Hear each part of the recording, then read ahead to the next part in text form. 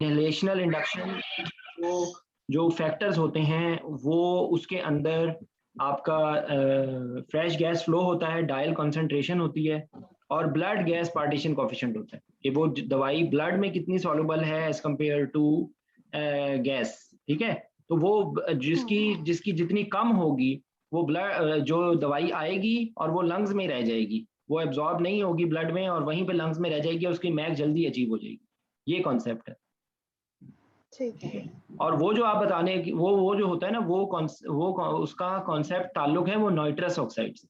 जो nitrous oxide क्योंकि बहुत जल्दी ब्लड में चली जाएगी, जो जो दूसरी है वो उसका पार्शियल प्रेशर बढ़ जाएगा। ठीक है, वो सेकंड इफेक्ट होता है। जब उसका पार्शियल प्रेशर बढ़ जाएगा तो जो है वो उसकी जल्द वहां पे उसकी कंसंट्रेशन बढ़ जाएगी ना। ठीक है, और दूसरा इफेक्ट ये होगा कि वहां पर एक वैक्यूम क्रिएट होगा और उसकी वजह से एल्वेलर वेंटिलेशन स्टिमुलेट होगी, जिसकी वजह से एल्वेलर वेंटिलेशन बढ़ेगी और सेकंड गैस की इंडक्शन फास्ट हो जाएगी। ठीक है, ये दो कॉन्सेप्ट हैं जो कि यूज होते हैं, कॉन्सेंट्रेटिंग इफेक्ट, और जो पहला वाला है वो कॉन्सेंट्रेटिंग इफेक्ट है और जो दूसरा वाला है वो second gas effect. That's it. इसके अलावा जो और जो तीसरी और जब नाइट्रस जो डिफ्यूजन हाइपोक्सिया होता था वो उसके लिए हमने बात की थी कि वो जब क्योंकि ये जब ये प्रेशर ग्रेडियंट जब रिवर्स होता है तो नाइट्रस ब्लड से निकल के एल्वुलाई में जा रही होती है, जब आप बंद करते हैं तो वहां पर ज्यादा कॉन्सेंट्रेशन उस वक्त अचीव हो जाएगी। तो इसलिए आपने 100% ऑक्सीजन करनी है फॉर फ्यू मिनट्स ताकि वो वॉश आउट हो जाए। ठीक है। अच्छा, आज जो मैं डिस्कस करना चाह रहा था, जो हम लोगों ने कल एक ओवरव्यू किया था एनेस्थीसिया फार्माकोलॉजी का, और उसके बाद जो हम जो आज करना चाह रहे हैं वो है आईवी। तो जब आप कोई भी दवाई आईवी देते हैं तो उसका क्या फेट होता है यूजुअली? आपका क्या कॉन्सेप्ट है? आईवी इंडक्शन एजेंट एक दिया है तो उसके साथ क्या होता है? सर इसको जो है ना सर, मैं बताऊं? जी जी बताएं। हाँ सर, उसमें इस तरह से है कि जो भी हम ड्रग देते हैं ना उसको हम उसके फार्माकोकाइनेटिक और फार्मोडायनामिक्स जो है ना हम देखते हैं आईवी ड्रग की। फार्मोकाइनेटिक्स है कि बॉडी कैसे बिहेव करती है उस ड्रग के साथ। ठीक है, ये फॉर एग्जांपल ये इसमें आ जाती चीजें एब्जॉर्प्शन है और वॉल्यूम डिस्ट्रीब्यूशन है, मेटाबॉलिज्म है और एक्सक्रीशन है। ठीक है, और फार्मोडायनामिक्स है कि फिर ड्रग बॉडी के साथ क्या करती है। ठीक है, और उसका है कि डिफरेंट जो है ना वो सिस्टम पे उसका क्या इफेक्ट होता है, सीएनएस पे क्या होता है, कार्डियोवास्कुलर पे क्या होता है और रेस्पिरेटरी पे क्या होता है। ठीक है, और बाकी जो दूसरे सिस्टम है, अगर मसल रिलैक्सेंट है तो मसल के ऊपर कैसे इफेक्ट करती है। ये फार्माकोडायनामिक्स है। हाँ, मतलब इसको अगर थोड़ा सा और एलैबोरेट करें कि जब आपने जब ब्लड में दिया है तो हो सकता है कि वो ब्लड में जाते ही मेटाबलाइज होनी शुरू हो जाए, यानी कि उसकी तोड़ फोड़ जो है वो बॉडी उसके साथ जो कर रही है वो वहीं पर ही शुरू कर दे, हाँ सर, या वो इतनी ज्यादा लिपिड सॉल्युबल ड्रग है कि वो सर्कुलेशन में ना रहे ज्यादा देर के लिए और वो अपना इफेक्ट करती जाए और वो फैट में जाती जाए। उसकी एग्जांपल है fentanyl. Fentanyl is highly lipid soluble. ठीक है, और जो दूसरी हमने बताया है कि वो ब्लड में मेटाबलाइज होती है, वो उसकी एग्जांपल है फॉर एग्जांपल एट्राक्यूरियम। ठीक है, फिर हाँ इसी जी, में उसकी फेंटानिल भी है। और सर उसको अगर एलिब्रेट करें ना सर तो उसमें ये है कि वही है कि रूट भी डिपेंड करता है फिर एब्जॉर्प्शन की। अगर हम नहीं, इस वक्त हम सिर्फ आईवी कर रहे हैं, इस वक्त हम दूसरे हाँ, रूट्स की बात आईवी नहीं का कर रहे। ये कि बायोअवेलेबिलिटी ये है उसकी कि एब्जॉर्प्शन उसकी डेफिनेटली 100% होगी। फिर जब वो ब्लड में हम दे देते हैं तो उसके जो फैक्टर उस पे इफेक्ट करते हैं उसमें से है कि इसकी protein binding, lipid solubility, ionised और अनआयोनाइज्ड रिफ्रैक्शन उसका। ठीक है सर, और कह सकते हैं कि उसका मेटाबॉलिज्म जो है ना वो अगर ब्लड में हो सकता है। जो भी ड्रग जिसकी प्रोटीन बाइंडिंग ज्यादा होगी, ठीक है, वो लॉन्ग वो कह सकते हैं कि फ्री फ्रैक्शन उसका कम होगा। और कितनी टाइम के लिए जो है मैं जाते ही तो वो कुछ हो सकता है ना थोड़ी टाइम के लिए, वो बाद में वो उसके साथ डी अटैच हो जाए। तो आपने टारगेट जो उसका है जो एक है जो कोई ऑर्गन है या कुछ ऐसा साइट है जहाँ पे, तो वहाँ पे जाके अपने इफेक्ट कर देती है, डीलोड हो जाती है वहाँ से। कुछ रहती है वो अटैच ही रहती है, ज्यादा प्रोलॉन्ग उसका इफेक्ट होता है, जैसे कि वारफरीन है। तो उसकी बाइंडिंग जो है ना वो एल्बुमिन के साथ बहुत लॉन्ग होती है, तो वो 4 से 5 डेज जो है ना करती है। और इसी तरह से जो है ना वो अच्छा अगर लिपिड जी सर। अच्छा एक मिनट, अब मैं जो उसको मैं वो करना चाह रहा हूँ वो वैसे जो फर्स्ट पास मेटाबॉलिज्म का कॉन्सेप्ट है ना, वो ज्यादा फर्स्ट पास मेटाबॉलिज्म का कॉन्सेप्ट उस वक्त होता है कि जब वो किसी और रूट से शामिल हो रही है, ठीक है, यानी कि वो जीआईटी से एब्जॉर्ब होकर शामिल हो रही है। लेकिन फर्स्ट जी पास बिल्कुल ऐसा। मेटाबॉलिज्म सॉर्ट ऑफ ये भी होगा कि अगर वो पहले ही फौरी वो लिवर उसको मेटाबोलाइज कर देता है, ठीक है, तो वो भी दवाई जल्दी उसकी फास्ट मेटाबॉलिज्म हो गया, ठीक है। तो वो sort of first pass metabolism की तरह का ही इफेक्ट होगा कि अगर लिवर उसको बहुत जल्दी मेटाबोलाइज कर देता है, ये एक बात हो गई। दूसरी ये है कि प्लाज्मा के अंदर कौन, अभी अगर हम सिर्फ इस कॉन्सेप्ट को करने की इलेबोरेट करने की कोशिश करें, which are the drugs which are metabolised in plasma हमारे एनेस्थीसिया के अंदर, उसकी क्या क्या एग्जांपल है? रेमिफेंटेनिल और जी रेमिफेंटेनिल है, प्रोपोफोल है उसमें जो है ना मोस्टली। नहीं, प्रोपोफोल कैसे? प्रोपोफोल एक्स्ट्रा हेपेटिक कहते हैं उनको, ठीक है, मगर जो है ना ब्लड में आप नहीं चले नहीं कह सकते, नहीं नहीं 70% लिवर में होती है। नहीं, इसकी जी सर। एग्जांपल और हैं, इसकी एग्जांपल और है ना, इसकी एग्जांपल ब्लड के सिस्टेटोक्यूरियम है। अंदर मैसिस एट्राक्यूरियम है, एट्राक्यूरियम है। सिस्टेटोक्यूरियम। इवन जो सूडोकोलिनेस्ट्रेज होता है वो कहाँ पे एक्ट करता है?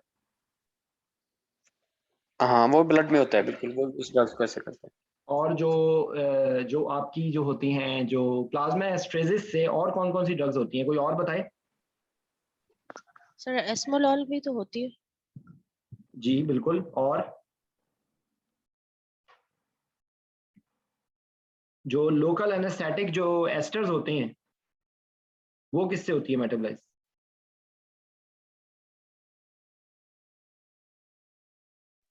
सर एस्टर्स भी जो है वो एस्ट्रेसिस से ही होते हैं ठीक जो। है, तो ये 4-5 एग्जांपल्स हो गई हैं इस तरह की दवाइयों, ठीक है।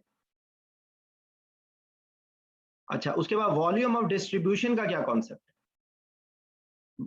वॉल्यूम ऑफ डिस्ट्रीब्यूशन का क्या मतलब होता है?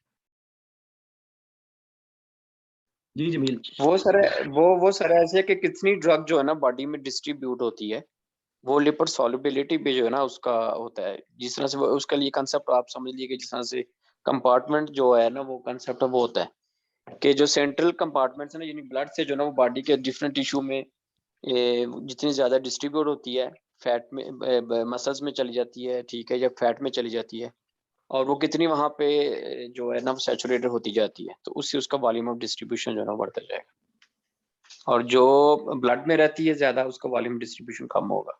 इसकी एग्जांपल हमारी जो एनेस्थीसिया की प्रैक्टिस में वो दवाई कौन सी है जिसकी सबसे ज्यादा वॉल्यूम ऑफ डिस्ट्रीब्यूशन?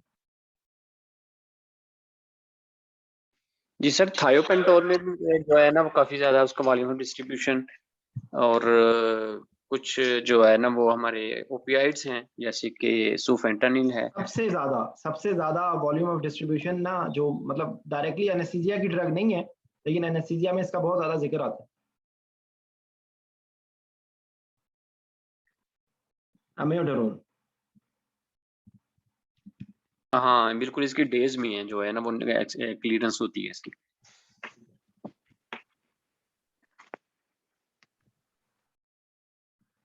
और इसके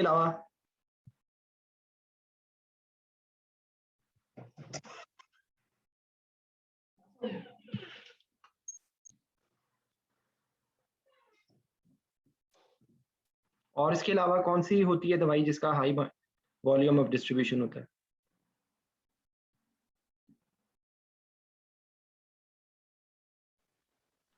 थायो सर बताया मैंने, थायोपेंटोल, तो और उसका वॉल्यूम काफी ज्यादा होता है। और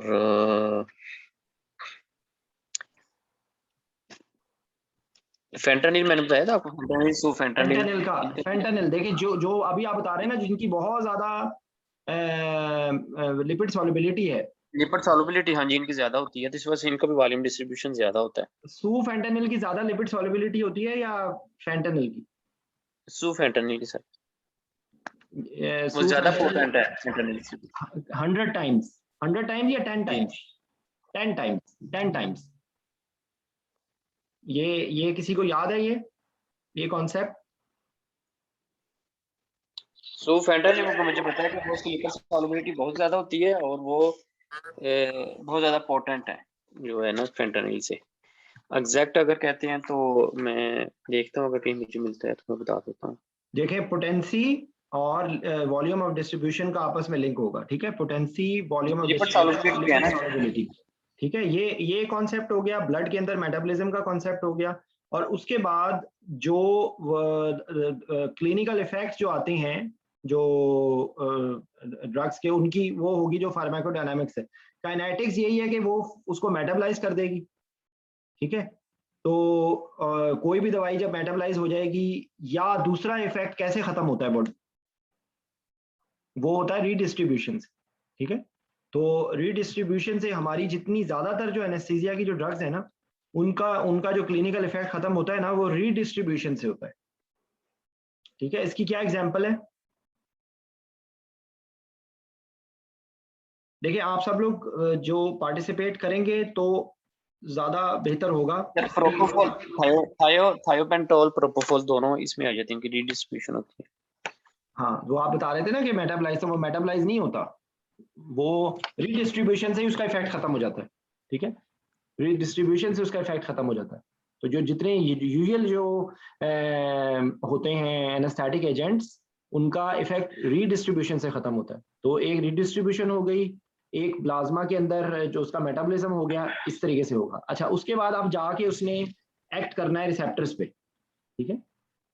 रिसेप्टर्स के रेफरेंस से क्या क्या कॉन्सेप्ट है, एगोनिस्ट क्या होता है, एंटागोनिस्ट क्या होता है, पार्शियल एगोनिस्ट क्या होता है, ये कौन बताएगा? अजहर आप बताओ।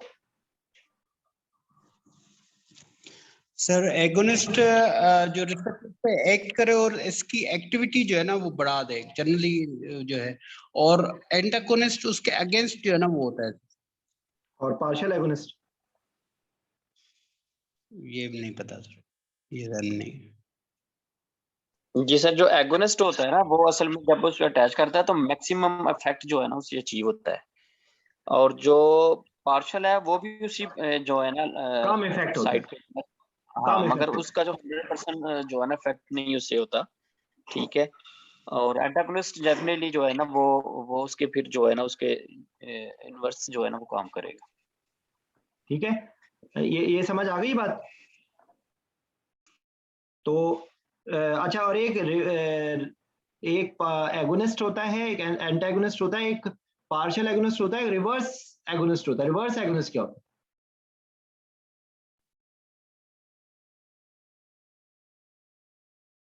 रिवर्स एगोनिस्ट का नाम सुने?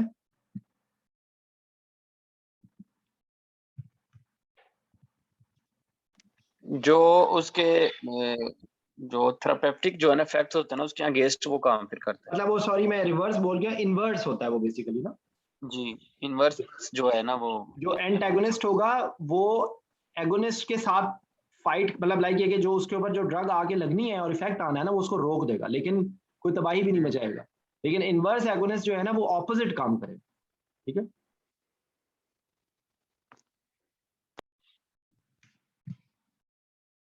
अच्छा, उसके बाद इसी के से ही मिलता जुलता है कॉन्सेप्ट होता है, बेसिकली जो इंटरेक्शंस में आता है। एंड साइनर्जिज्म का क्या मतलब होता है, समीशन का क्या मतलब होता है?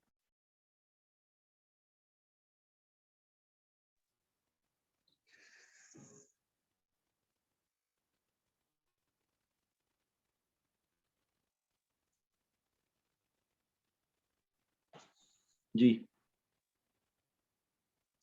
एडिटिव इफेक्ट जो होता है ना वो सम हो गया ना, सम नाम से ही पता लग रहा है, सम। तो ये कॉन्सेप्ट यूजुअली यूज होता है इनहेलेशनल एजेंट्स में, कि जब आप नाइट्रस ऑक्साइड देते हैं ना, तो आप तकरीबन 50% to 60% आप मैक को रिड्यूस कर देते हैं, ठीक है। तो वो होता ही है कि वो उसका जो आप उसमें सम हो जाता है, सम अप हो जाता है, कि अगर वो 1 मैक का नहीं, मतलब 1 मैक का इफेक्ट आ रहा है ना, तो आपको 0.5 होगा वो, ठीक है। तो ये साइनर्जिज्म का क्या मतलब होगा? उसको सिंपली कह सकते हैं जैसे कि वो 2+2=5, ठीक है। दोनों का जो है ना वो इफेक्ट करके, तो जो अकेले उनको उनका इफेक्ट आना था ना, उससे ज्यादा वो इफेक्ट उनका मिलता है। अच्छा, अब इसके अंदर एक जैसे बहुत कि छोटा प्रोपोफॉल और कह सकते हैं कि अगर एम्बिफेंटानिल करें ना या फेंटानिल का करें तो दोनों को सिनर्जिस्टिक इफेक्ट जाता है, या मिडाजोलैम को दें प्रोपोफॉल के साथ जो है ना, इंडक्शन के साथ, मतलब तो जो उनका साइनर्जिज्म इंडिविजुअल इफेक्ट आना होता है उससे ज्यादा उनका इफेक्ट आता है। उससे ज्यादा इफेक्ट आ जाता है, और उनका एक जैसा इफेक्ट होता है, ठीक है ना। तो वो मतलब बेसिकली दोनों सिडेटिव एजेंट्स हैं, दोनों के अंदर सिडेटिव इफेक्ट है। तो सिडेटिव इफेक्ट अगर आप इंडिविजुअली दे रहे हैं एक एक, तो वो 1+1 जो है वो 2 नहीं होगा, वो 2 से ज्यादा हो जाएगा, ठीक है। इसी से ही मिलता जुलता कॉन्सेप्ट होता है पोटेंशिएशन का। वो पोटेंशिएशन ये होती है कि वो एक दवाई दूसरी दवाई के इफेक्ट को बढ़ा देती है, ठीक है। तो इसकी एग्जांपल क्या है पोटेंशिएशन की, या उसको पोटेंशिएशन से बचाने के लिए होती है। जैसे इसकी एग्जांपल जो आप देते हैं ना लीवोडोपा, वो उसकी इफेक्ट को पोटेंशिएट करती है, अगर वो नहीं होती तो डिस्ट्रॉय हो जाएगी उसकी पेरिफेरी, ठीक है। और इसकी एक या और फिर ये एस्प्रिन और वारफरीन है, अगर दोनों एक जगह पे दी जाए तो वारफरीन का इफेक्ट जो है ना पोटेंशिएट हो जाता है। वारफेरिन है या क्लोपिडोग्रेल?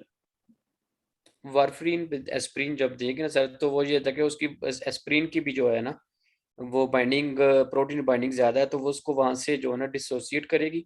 फ्री वारफरीन जो है ना ज्यादा हो जाएगी, तो उसका एक्शन जो है ना वो फिर जो है ना ज्यादा हो जाएगा उससे अच्छा, वो। और जो है ना ये छोटे छोटे कॉन्सेप्ट्स हैं इसके, ठीक है ना। अच्छा, उसके बाद जमील, वो मेरा कॉन्सेप्ट इतना अच्छा नहीं है। थ्री जो कंपार्टमेंट मॉडल होता है, ये क्या चीज होती है?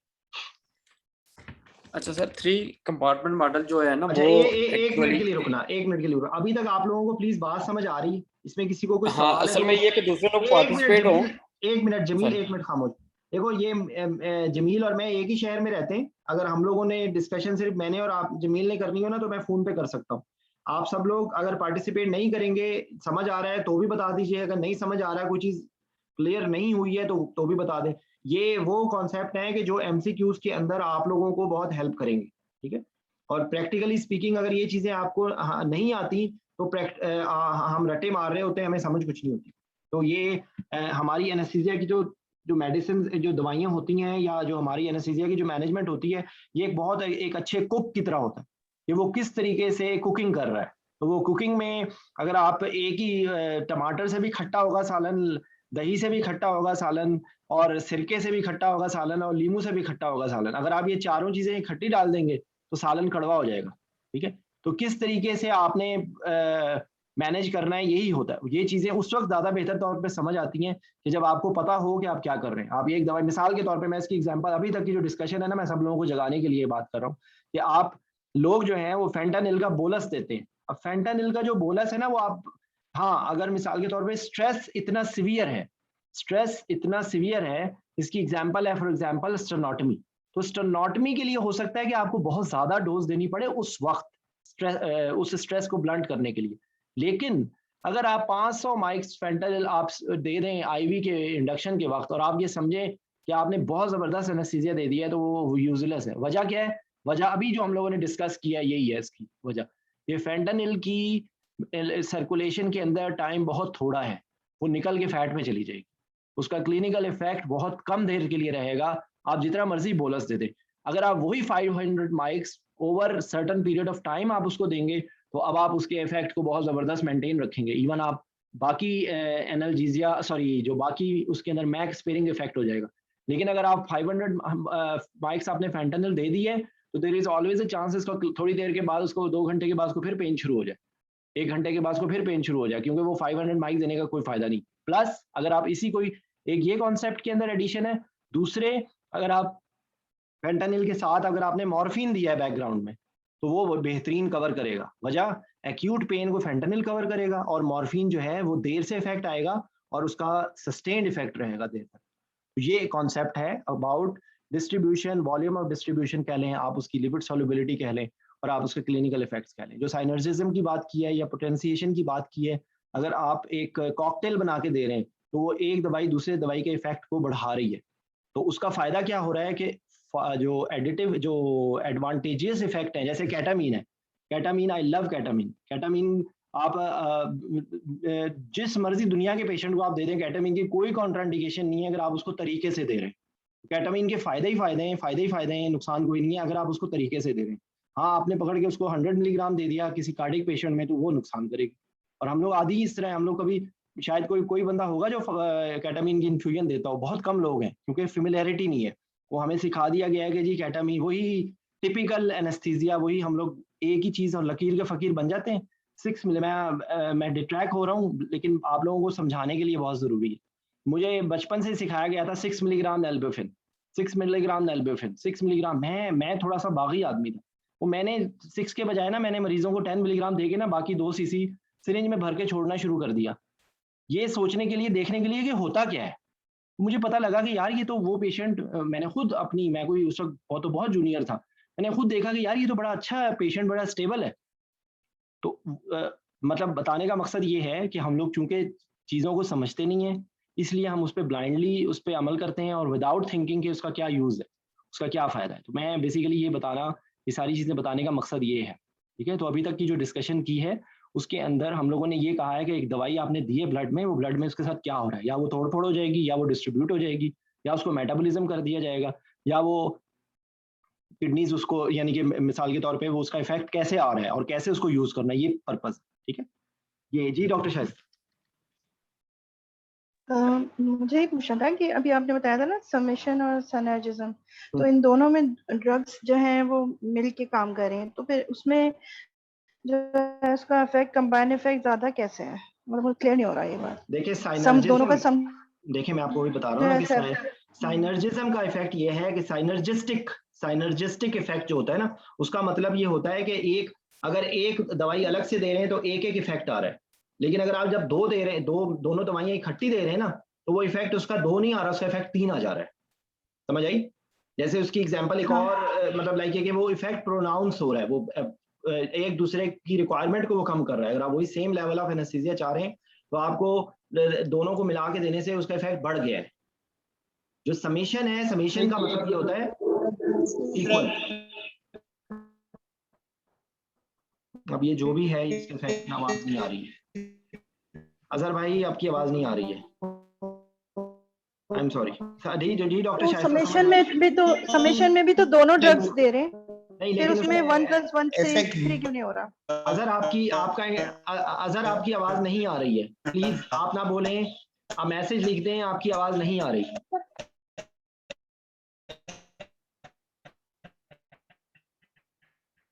अजहर आपकी आवाज नहीं आ रही, ठीक है। देखिए समेशन के अंदर यही इसका डिफरेंस है ना, कि अगर कोई दवाई इफेक्ट बढ़ा रही है, जो दोनों के इफेक्ट से ज्यादा बढ़ा रही है, तो वो साइनर्जिज्म है। अगर वो दोनों के इफेक्ट को जमा कर रही है तो वो एडिटिव इफेक्ट है। तो यानी कि मकसद it depends on medicine to medicine, कुछ मेडिसिन समेशन करती है, कहीं पे साइनर्जिज्म कर रही है, कहीं पे एंटागोनिज्म कर रही है, कहीं पे समझ में आ गया कर रही है। ये डिफरेंट कॉन्सेप्ट है, ठीक है। मतलब आप एक दूसरे के इफेक्ट को नलीफाई, आप मुझे एक बात बताइए कि आप अक्सर लोग जो हैं वो केटामीन के साथ ग्लाइकोपाइरेट मिक्स करके देते हैं या एट्रोपिन मिक्स करके देते हैं, वो क्यों देते हैं इस तरह? ताकि वो कम डोज देनी पड़े और इफेक्ट ज्यादा हो जाए। नहीं, ग्लाइकोपाइरेट केटामीन सिक्रीशंस जो है ना वो रिटेन, उसमें उसकी सिक्रीशंस जो है वो होती है, तो एंटी सायोलॉग होती है। हाँ, तो ग्लाइकोपाइरोलेट इसलिए जी, यानी कि केटामीन से सिक्रीशंस बढ़ रही हैं तो आप ग्लाइकोपाइरोलेट को देंगे तो वो उसकी सिक्रीशंस को कम कर देगी, ठीक है। आप इसकी वही जो हमारी, जो हमने कल जो रिवर्सल एजेंट्स के लिए बात की थी, वो भी तकरीबन उसी किस्म की चीज है, ठीक है ना। तो कहीं पर वो उसके इफेक्ट को बढ़ाएगी, ये कॉन्सेप्ट आपको समझने का है, ठीक है। सर मॉर्फिन और फेंटानिल जो है वो पोटेंशिएशन के एग्जांपल में आता है। मॉर्फिन और जो है फेंटानिल जी, वो साइनर्जिज्म करेगा ना। अच्छा, वो पोटेंशिएशन, देखिए पोटेंशिएशन इज समथिंग एल्स, ठीक है। पोटेंशिएशन का मतलब ये है कि जो है वो एक की मौजूदगी में दूसरा बंदा ज्यादा काम कर रहा है, ठीक है। अच्छा, ठीक है। ये पोटेंशिएशन ये है। उसकी एग्जांपल जो है ना, वो जो किताब में लिखी हुई है वो पेनिसिलिन की भी लिखी हुई है कि प्रोबेनिसिड एक दवाई होती है, वो पेनिसिलिन के इफेक्ट को बढ़ा देती है। हाँ जी, या सर मैग्नीशियम जो है ना, जो मसल रिलैक्सेंट है ना, नॉन डिप्लोइड मसल रिलैक्सेंट, उनको पोटेंशिएट करेगी, ठीक है। इसी तरीके से मैग्नीशियम जो है उसके साथ सॉरी इनहेलेशनल एजेंट्स जो हैं वो न्यूरोमस्कुलर ब्लॉकर्स को पोटेंशिएट करते हैं। इसकी तो बेतहाशा एग्जांपल्स आती जाएंगी, ठीक है। आप एक तजुर्बा करके देख लें कि आप एक पेशेंट के अंदर आईवी एनेस्थीसिया दें, ठीक है। मैं आपको प्रैक्टिकल एग्जांपल्स भी साथ साथ दे रहा हूँ समझाने के लिए। आप एक पेशेंट के अंदर प्रोपोफोल के साथ मेंटेन करें आप एनेस्थीसिया, और आप साथ उसके अंदर मसल रिलैक्सेंट दें अलोन, ठीक है। अब आपको मसल रिलैक्सेंट ज्यादा देना पड़ेगा सिर्फ अगर आप प्रोपोफोल दे रहे हैं अगर, ठीक है। अगर आप इनहेलेशनल एजेंट दे रहे हैं साथ उसके, तो अब आपको डोज रिक्वायरमेंट कम हो जाएगी, ठीक है। तो क्योंकि इनहेलेशनल एजेंट्स का इफेक्ट आएगा न्यूरोमस्कुलर ब्लॉकिंग उस पे न्यूरोमस्कुलर लेवल पे। इसी तरीके से मैग्नीशियम का जो है वो पोटेंशिएशन है, ठीक है। आप समझ आ गई डॉक्टर शाइस्ता? जी, थैंक यू। अच्छा, तो अच्छा उसके बाद जो है ना ये कंपार्टमेंट मॉडल के बारे में बात हो रही थी जमील।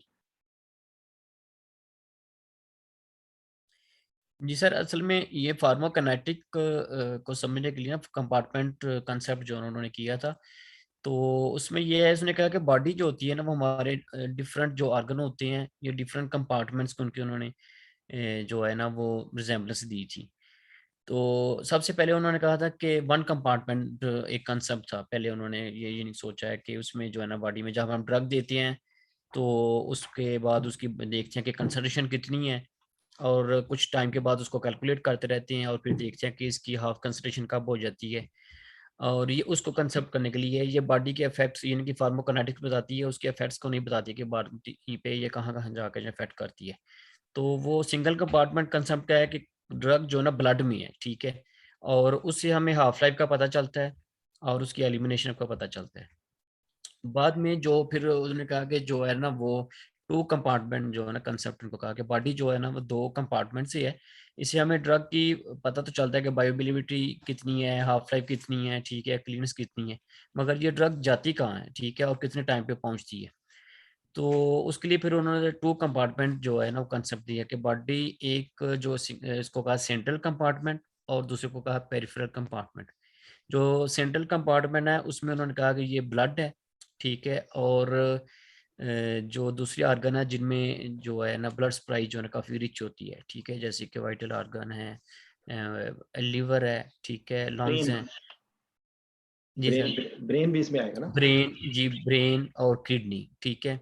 और बाकियों को उनको कहा कि जो मसल है, फैट, बोन, इनको उन्होंने जो है ना कंपार्टमेंट टू का जो है ना कहा। फिर उन्होंने दोनों में उन्होंने जो है ना देखा कि जो जो जितने जो हाईली परफ्यूज जो ऑर्गन होती हैं इनमें इस टाइम के साथ जो है बड़ा अर्ली जो है ना वो कंसंट्रेशन जो है ना इक्विलिब्रियम में चली जाती है।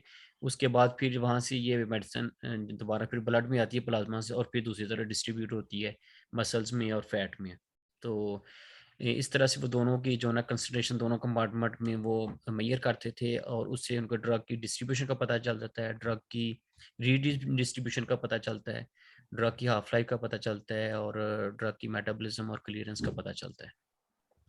जो हमें एनेस्थीसिया में है, ठीक है, वैसे तो सर ये कि हर जो ऑर्गन होता है उसकी अपनी स्पेसिफिक जो है ना वो ब्लड सप्लाई होती है, स्पेसिफिक उसकी जो है ना वो इफेक्ट होता है ड्रग का।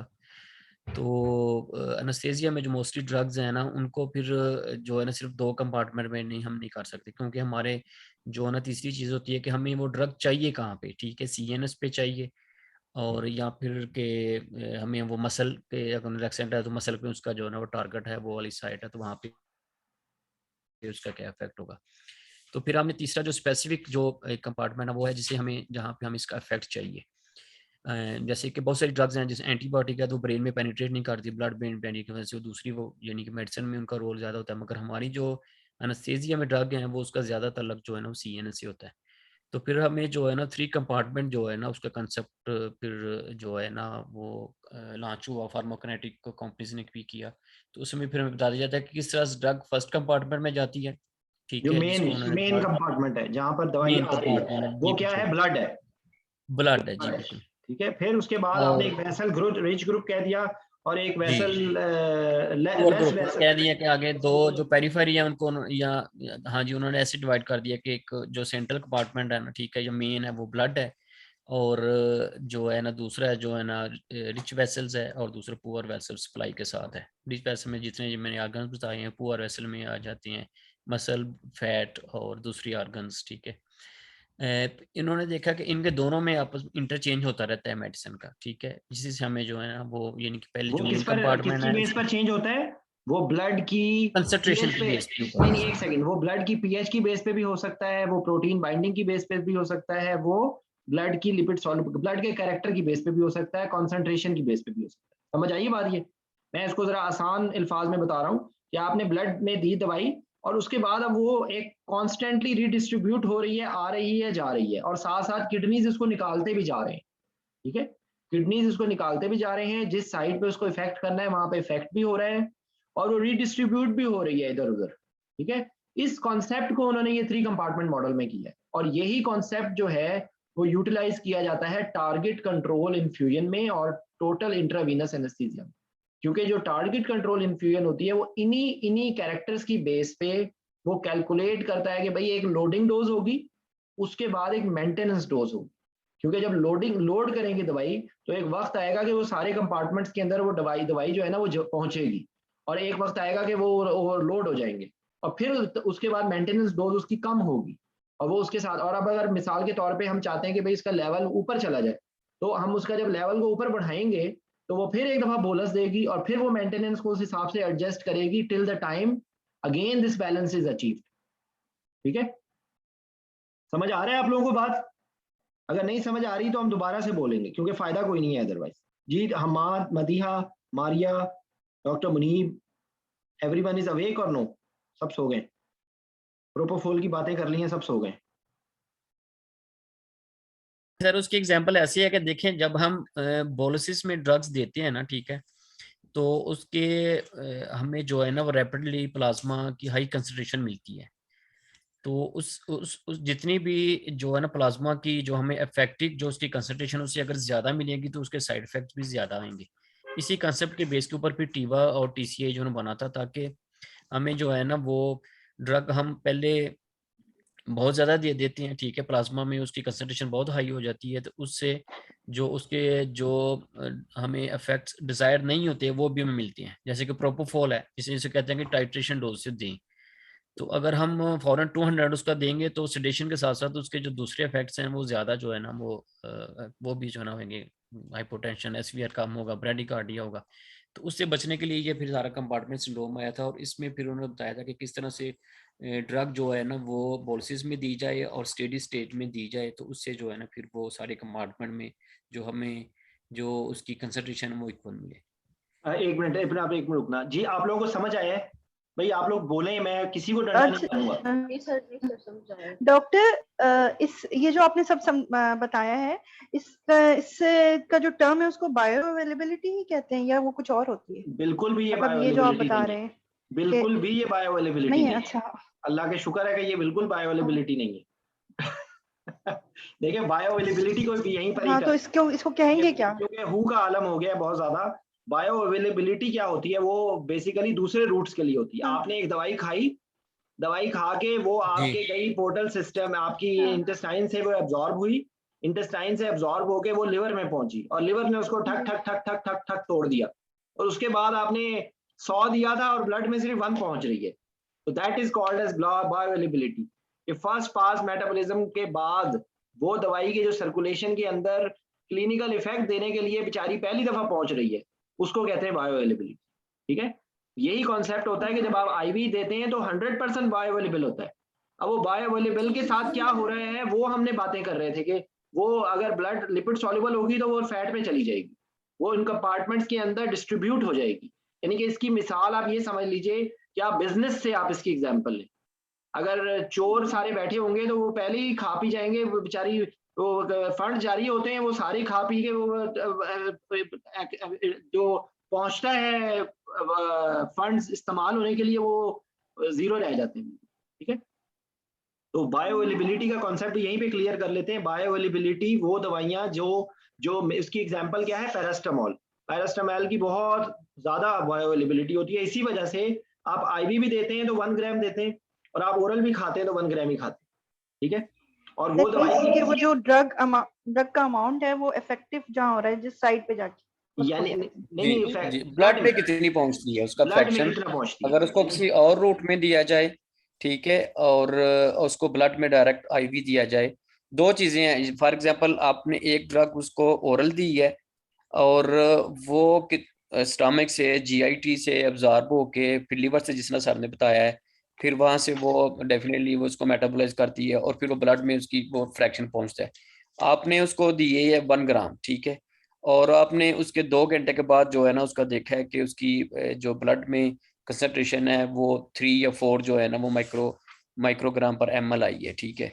तो आपने कैलकुलेट किया, मगर आपने समझा कि ये तो इतनी नहीं है, ये तो डोज, इसको अगर हमने ब्लड वॉल्यूम के साथ की जाए तो इतनी आनी चाहिए थी।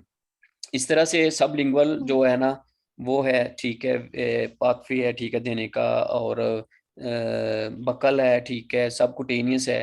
तो ये सारी मुख्तलिफ रूट से ब्लड में कितनी पहुंचती है, तो उसको उसकी अवेलेबिलिटी होती है कि कितना फ्रैक्शन जो है ना वो अगर उसको डिफरेंट रूट से दिया तो ब्लड में कितनी पहुंची है। आईवी डेफिनेटली 100% होगी, क्योंकि आपने डायरेक्ट आईवी दे दिया है तो उसने वो सारे जो दूसरे पाथवे थे वो उसको बाईपास कर दिया है। तो ये अवेलेबिलिटी कितनी ड्रग की ब्लड में, उसको बायो अवेलेबिलिटी कहते हैं। अच्छा, और इसकी मतलब वो हो गई, जैसे जो होता है ना, आप इसकी एग्जांपल और भी है, वो है जो प्रोपेनोलोल है। वो प्रोपेनोलोल जो है वो जो वैसे हम खाते हैं वो 20 मिलीग्राम 40 मिलीग्राम की दवाई होती है, ठीक है, लेकिन जो आईवी होती है वो 1 मिलीग्राम होती है, ठीक है। तो ये एक एग्जांपल है कि drug with high bio availability and drugs with low bio availability, ठीक है। तो आप लोगों को क्या करना चाहिए कि ये आप लोगों में हिंट्स दे रहा हूँ, आप अपने खुद तैयारी कर रहे हैं, आप इंटरनेट पे सर्च करें ड्रग्स विद हाई बायोअवेलेबिलिटी और उसमें से अपने मतलब की दवाइयां निकाल लें। ड्रग्स विद लो बायोअवेलेबिलिटी वो आपको पता चल जाएंगी, ठीक है। इसी तरीके से कॉन्सेप्ट आ जाएगा प्रोटीन बाइंडिंग का, कि प्रोटीन जो है वो बाइंड करती हैं दवाइयों को। अब उसके अंदर होता है कि एल्ब्यूमिन जो होता है वो एसिडिक दवाइयों को करती है जमील। जी सर, हाँ वो इसी को ए करती है। और फॉर एल्ब्यूमिन, ए फॉर हाँ एसिडिक। जो एसिडिक ड्रग्स होती हैं वो एल्ब्यूमिन बाइंड होती है, और जो और अल्फा ग्लाइकोप्रोटीन वो बेसिक ड्रग्स को करती है, जैसे कि बेसिक, ओपियोइड्स हैं जी, और ये ठीक है। तो ये कॉन्सेप्ट है, ये दूसरा कॉन्सेप्ट है प्रोटीन बाइंडिंग का। और फिर एसिडिटी और अल्कलिनिटी से प्रोटीन बाइंडिंग पे क्या इफेक्ट हो रहा है, ये इंपॉर्टेंट चीज है, ठीक है।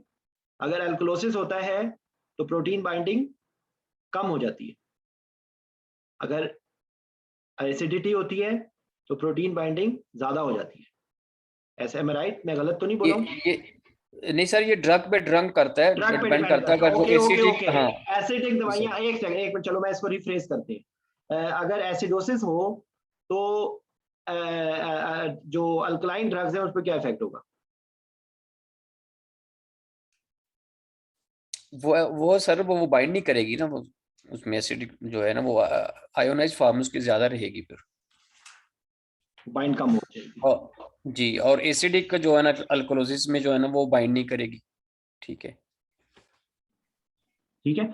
अच्छा, पीके का कॉन्सेप्ट हम लोगों ने पहले भी डिस्कस कर लिया था कल परसों, जो जब हम लोगों ने पेन रीजनल का किया था।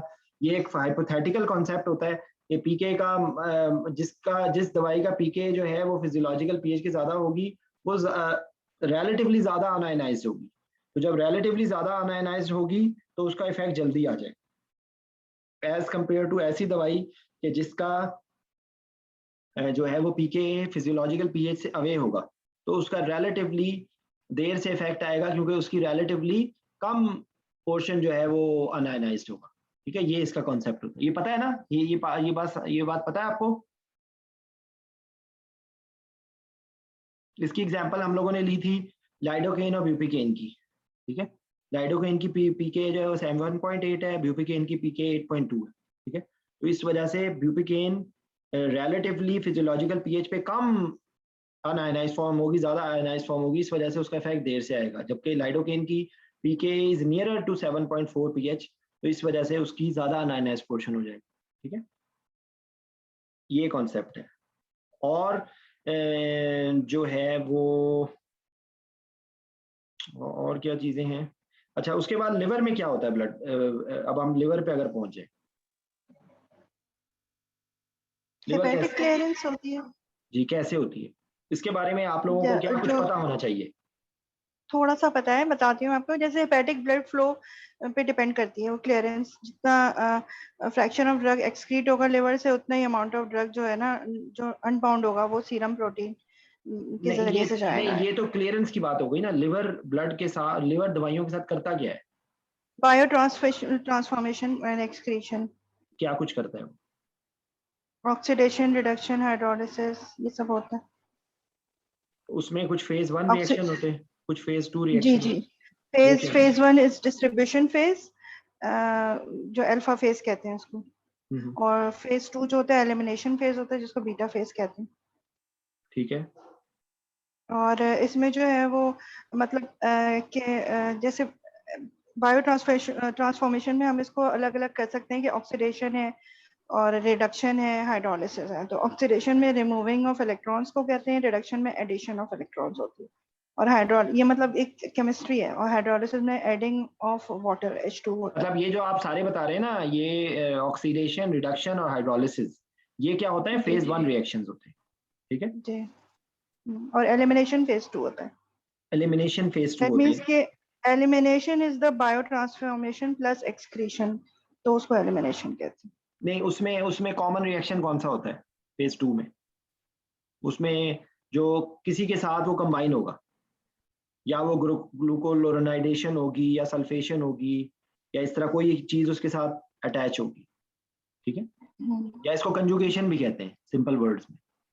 ठीक है। ओके। तो जो फेज 1 होता है, जो फेज 1, क्या दोनों जरूरी होते हैं? हो सकता है कि कुछ फेज 2 कुछ दवाइयों में ना हो, क्या ऐसा होता है? नहीं, जब हम IV देते हैं तो ड्रग पहले फेज 1 में आती है, फिर उसके बाद प्लाज्मा में और वेसल रिच ग्रुप में जाती है, और टिश्यू में जाती है। उसके बाद जो है वो देखिए मेरी फेज 2 में आ जाएगी। मेरी बात सुनिए। ये मैं आपको क्योंकि मैं बहुत सिंपल कॉन्सेप्ट आपको बता रहा हूँ। ये एक डायनामिक प्रोसेस होता है। ये नहीं होता है कि पहले दवाई के इफेक्ट करके अब लिवर में पहुंच गई, अच्छे बच्चों की तरह दरवाजा बंद हो गया। इस तरह नहीं होता। यही तो इसमें चीज है कि ये एक डायनामिक प्रोसेस है, ये कांस्टेंट हो रहा होगा। मतलब हर दवा के साथ दोनों फेज होने चाहिए ना? नहीं, यही मैं आपसे सवाल पूछ रहा हूँ कि कुछ दवाइयां ऐसी होंगी जो होने चाहिए। पहली फेज के अंदर ही इतनी हो जाएंगी कि उसमें दूसरा फेज नहीं आएगा। जमील, ये याद है कुछ? ये मुझे ये मैं बता दी। जी सर, ऐसे ही है। असल में जो पहला फेज होता है ना, ठीक है, फेज 1, जैसा डॉक्टर साहब ने बिल्कुल ठीक बताया कि उसमें ये होता है मोस्टली कि हमने ड्रग को जो है ना, अगर लिपिड सॉल्युबल है, ठीक है, या प्रोटीन बाइंडिंग के साथ है, तो उसको उतारना है, और उसके बाद अगर लिपिड सॉल्युबल है तो उसको वाटर सॉल्युबल कर देना है।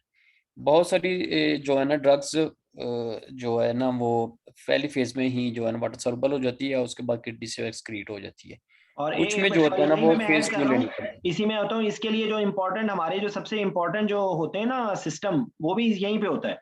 साइटोक्रोम P450, ये इसी का जिक्र चल रहा होता है, साइटोक्रोम। तो वो साइटोक्रोम P450 भी फेज 1 का होता है। जी। और दूसरे में ये होता है कि वो वाटर सॉल्युबल कर लेते हैं, उसके पास फिर ग्लूकोनाइजेशन उसकी हो जाती है, वो अटैच करके उसको तो वहां से लेके तो वो ब्लड में स्ट्रीम में और फिर एक्सक्रीट कर देता है, या तो बाइल के रास्ते कर देता है, या फिर जो है ना वो कह सकते हैं किडनी के रास्ते जो ना कर देते हैं सेकंड स्टेज। अच्छा, अब यहाँ पर ही ना, यहीं पर ही अब आपको ये रटे वाली चीज है, ये आप लोग देख लीजिएगा। इसके डिफरेंट आपको फार्मूलाज मिल जाएंगे, लेकिन आप लोगों को एंजाइम इनहिबिटर और एंजाइम इंड्यूसर्स, वो आपको नाम पता होने चाहिए। ठीक है। जो हमारी जो दवाइयों में जो ज्यादातर जो है ना वो इंड्यूसर्स हैं। ठीक है। जो हमारे ज्यादातर दवाइयां हैं वो एंजाइम इंड्यूसर्स हैं। कुछ दवाइयां हैं जो एंजाइम इनहिबिटर है। उसकी एक एग्जांपल मैंने आपको बताई थी उस वक्त, सिमेटिडीन। ठीक है, सिमेटिडीन है, एमियोडोरोन है, ये एंजाइम इनहिबिटर है। नहीं तो यूजुअली जितनी आपका ये जो इनहेलेशनल एजेंट्स हैं और आपके बारबिचुरेट्स हैं, ये जो कुछ दवाइयां हैं जो इंड्यूसर्स हैं। ठीक है, तो ये आपको पूरा मुख्तलिफ जगहों पे मिल, ये एक याद है जमील, हम लोगों ने फार्मूला याद किया था, क्रैप जीपी। क्रैप जीपी, हाँ जी बिल्कुल। उसमें सर ये अभी चलें, ये इनमें ये बता देते हैं कि इनका ड्यूसर से यही होता है कि जब वो इंड्यूस करेंगे उसको तो उसकी एक्टिविटी ज्यादा हो जाएगी, बढ़ जाएगी, और वो तो फेज वो मतलब हो जाएगा। तो हाँ इसलिए अगर मुझे हाँ, तो करेक्ट वो मीन ड्रग के को जल्दी मेटाबॉलाइज कर देगा। जरूरी नहीं होता कि एक दवाई दोनों फेजेस से हो। एक दवाई हो सकता है पहले फेज के बाद दूसरे फेज में ना जाए। ठीक है। जी या बिल्कुल ऐसे। प्री डोमिनेंट हो सकता है किसी का फेज 2 ज्यादा हो, अब आपको समझ आई कि ग्लूकोरोनाइडेशन कुछ दवाइयां होती हैं, हेपेटिक क्लियर। अब जब आप इसकी एग्जांपल आप याद करें रोकरोनियम, इससे ये पता लगता है कि रोकरोनियम फेज 1 से इतनी ज्यादा नहीं मेटाबोलाइज होती, फेज 2 से होती है, इसीलिए उसने बाइल से निकलना होता है। ठीक है, समझ आ गई बात? जी सर, अगर ये जिक्र चल रहा है तो मुझे ये भी क्लियर नहीं हो रहा है कि थेरेपेटिक इंडेक्स क्या होती है, अगर वो उसको भी क्लियर कर दें, क्योंकि बहुत दफा ये अच्छा मुझे पूछते बताइए, हैं कि थेराप्यूटिक इंडेक्स का एक टॉक्सिक डोज होती है और एक इफेक्टिव डोज होती है। अगर ये टॉक्सिक डोज और वो होती इफेक्टिव क्या डोज, है? मेरी बात सुन, जो ये एक दवाई जिस पे उसका इफेक्ट आ रहा है, ठीक है, और एक दवाई जिस पर वो डेंजर क्रिएट कर रहा है, अगर वो दोनों का गैप बहुत कम है तो इसको हम कहेंगे थेराप्यूटिक इंडेक्स। ठीक है, यानी कि वो लेवल जिस पर उसका इफेक्ट आ रहा है और वो लेवल जिस पे वो तबाही मचा रहा है, वो उसके दरमियान में फासला बहुत कम है। समझ, मेरी बात समझ आई है बात? आप हो सकता है कि कोई एक दवाई हो जो 50 पे इफेक्ट कर रही है और जाके उसको 100 पे कहीं जाके उसका टॉक्सिसिटी हो रही है। ठीक है, और हो सकता है कि एक दवाई का 80 या 90 पे जाके इफेक्ट हो रहा है और 100 पे उसकी टॉक्सिसिटी हो रही है। तो अब आपको लेवल को मेंटेन रखना बहुत मुश्किल हो जाएगा।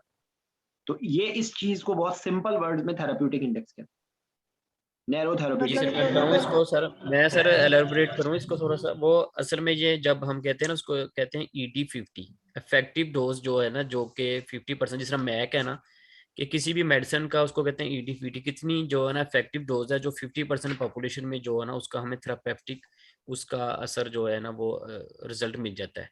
फॉर एग्जाम्पल कोई जो एंटी हाइपरटेंसिव ड्रग है तो हमें उसकी डोज बना देती हैं, ठीक है, कि 10 मिलीग्राम है, ठीक है, और 5 मिलीग्राम है। उसको प्लाज्मा में वो चेक करते हैं, फिर उसका लेवल देखते हैं कि कितने नैनोग्राम में या माइक्रोग्राम में। तो उससे देखते हैं उनका ब्लड प्रेशर जो है ना कंट्रोल हो रहा है, ठीक है, इतने % लोगों को, तो उसको ED50 कहते हैं।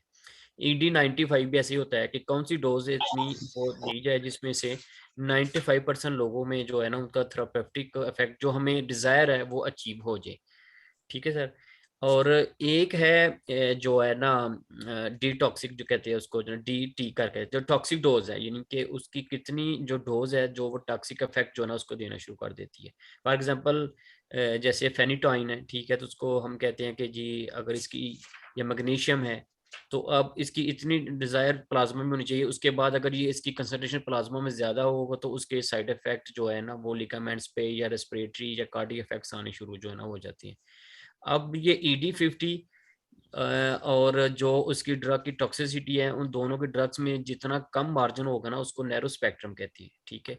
और जितना उसमें जो है ना रेंज ज्यादा होगी वो उस डोज की जो है ना वो कह सकते हैं हम ज्यादा, जैसे एंटीबायोटिक है तो इसकी लॉन्ग रेंज जो है ना वो होती है कि हम उसको 20 मिलीग्राम जो है ना पर केजी से भी दे सकते हैं, 50 से दे देते हैं, 60 मिलीग्राम पर केजी भी उसको दे देते हैं। जबकि मैग्नीशियम या फेनिटोइन है तो उसकी अगर डोज थोड़ी सी ज्यादा हो जाएगी तो उससे जो है ना उसके साइड इफेक्ट्स हमने जो है ना आने शुरू हो जाएंगे। तो जो थेरापेटिक इंडेक्स है वो यही है कि वो कितनी प्लाज्मा की कंसंट्रेशन है जो उसका थेरापेटिक जो है रिजल्ट जो है ना जो हमें डिजायर होता है वो दे रही होती है। हमारे उसको कहते इसकी हैं। क्लिनिकल प्रैक्टिस में हमारे जो एनेस्थीसिया में आता है ना, वो 2 दवाइयां कौन कौन सी हैं जिनका आपको जरूर नाम पता होना चाहिए, जिसका 2 या 3 दवाइयां नैरो थेरेप्यूटिक इंडेक्स, एक लिथियम है, एक डाइजॉक्सिन है, डिजॉक्सिन सर।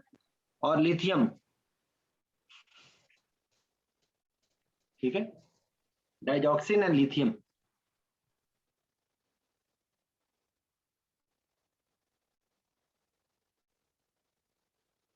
ठीक है,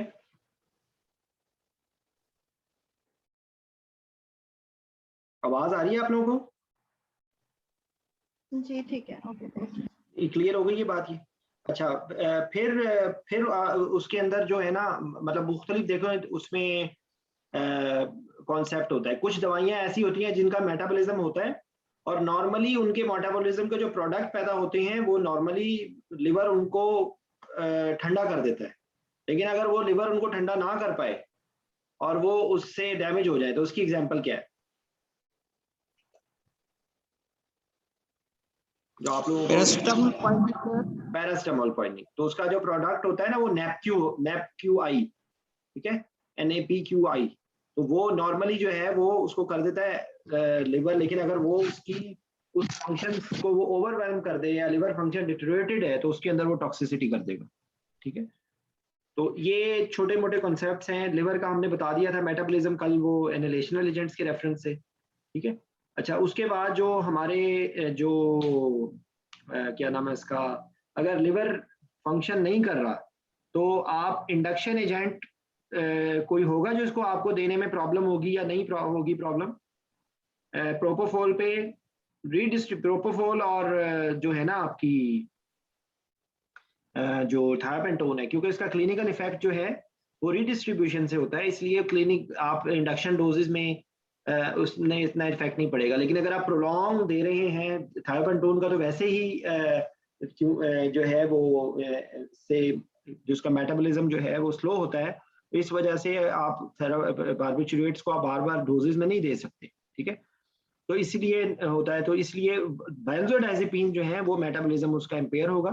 ठीक है, मेटाबॉलिज्म इन बाकी सबका भी इम्पेयर होगा लेकिन उसका क्लिनिकल इफेक्ट इतना नहीं आएगा। ठीक है, तो इसी तरीके से ओपियाइड्स के अंदर आपका मॉर्फिन जो है, क्योंकि एक तो उसका एक्टिव मेटाबोलाइट होता है, ठीक है, तो उसका मेटाबॉलिज्म भी स्लो हो जाएगा, वो दवाई रहती भी सर्कुलेशन में बहुत ज्यादा देर तक है, तो आप मॉर्फिन को अवॉइड करेंगे। जबकि फैंटानिल जो है वो क्लिनिकल इफेक्ट्स क्योंकि उसका जल्दी खत्म हो जाता है तो उसका उतना ज्यादा इफेक्ट नहीं आएगा जितना मॉर्फिन का आएगा। ठीक है, जबकि रेमिफेंटानिल जो है वो आप दे सकते हैं क्योंकि वो उसने ब्लड में ही मेटाबलाइज हो जाता है।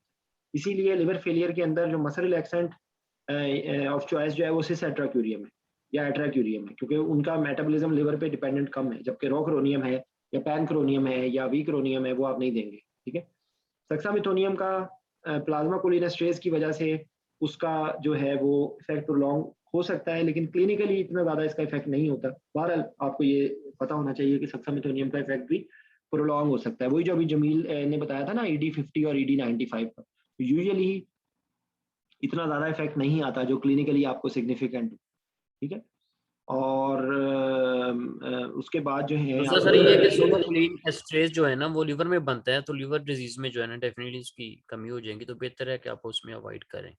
मतलब वो सही कह रहे हो तुम, वो बिल्कुल सही कह रहे हो, लेकिन मतलब बताने का मकसद ये है मेरा सिर्फ कि क्योंकि ये ओवरऑल इसका बहुत ज्यादा प्रोलॉन्ग इफेक्ट नहीं होता यूजुअली, तो उसका इतना ज्यादा क्लिनिकल इफेक्ट नहीं आता अनलेस उसके अंदर कोई जेनेटिकली है, लेकिन क्लिनिकली क्लिनिकली इतना इफेक्ट नहीं आता। ठीक है, लेकिन आपने दिमाग में आपके होना चाहिए ये बात।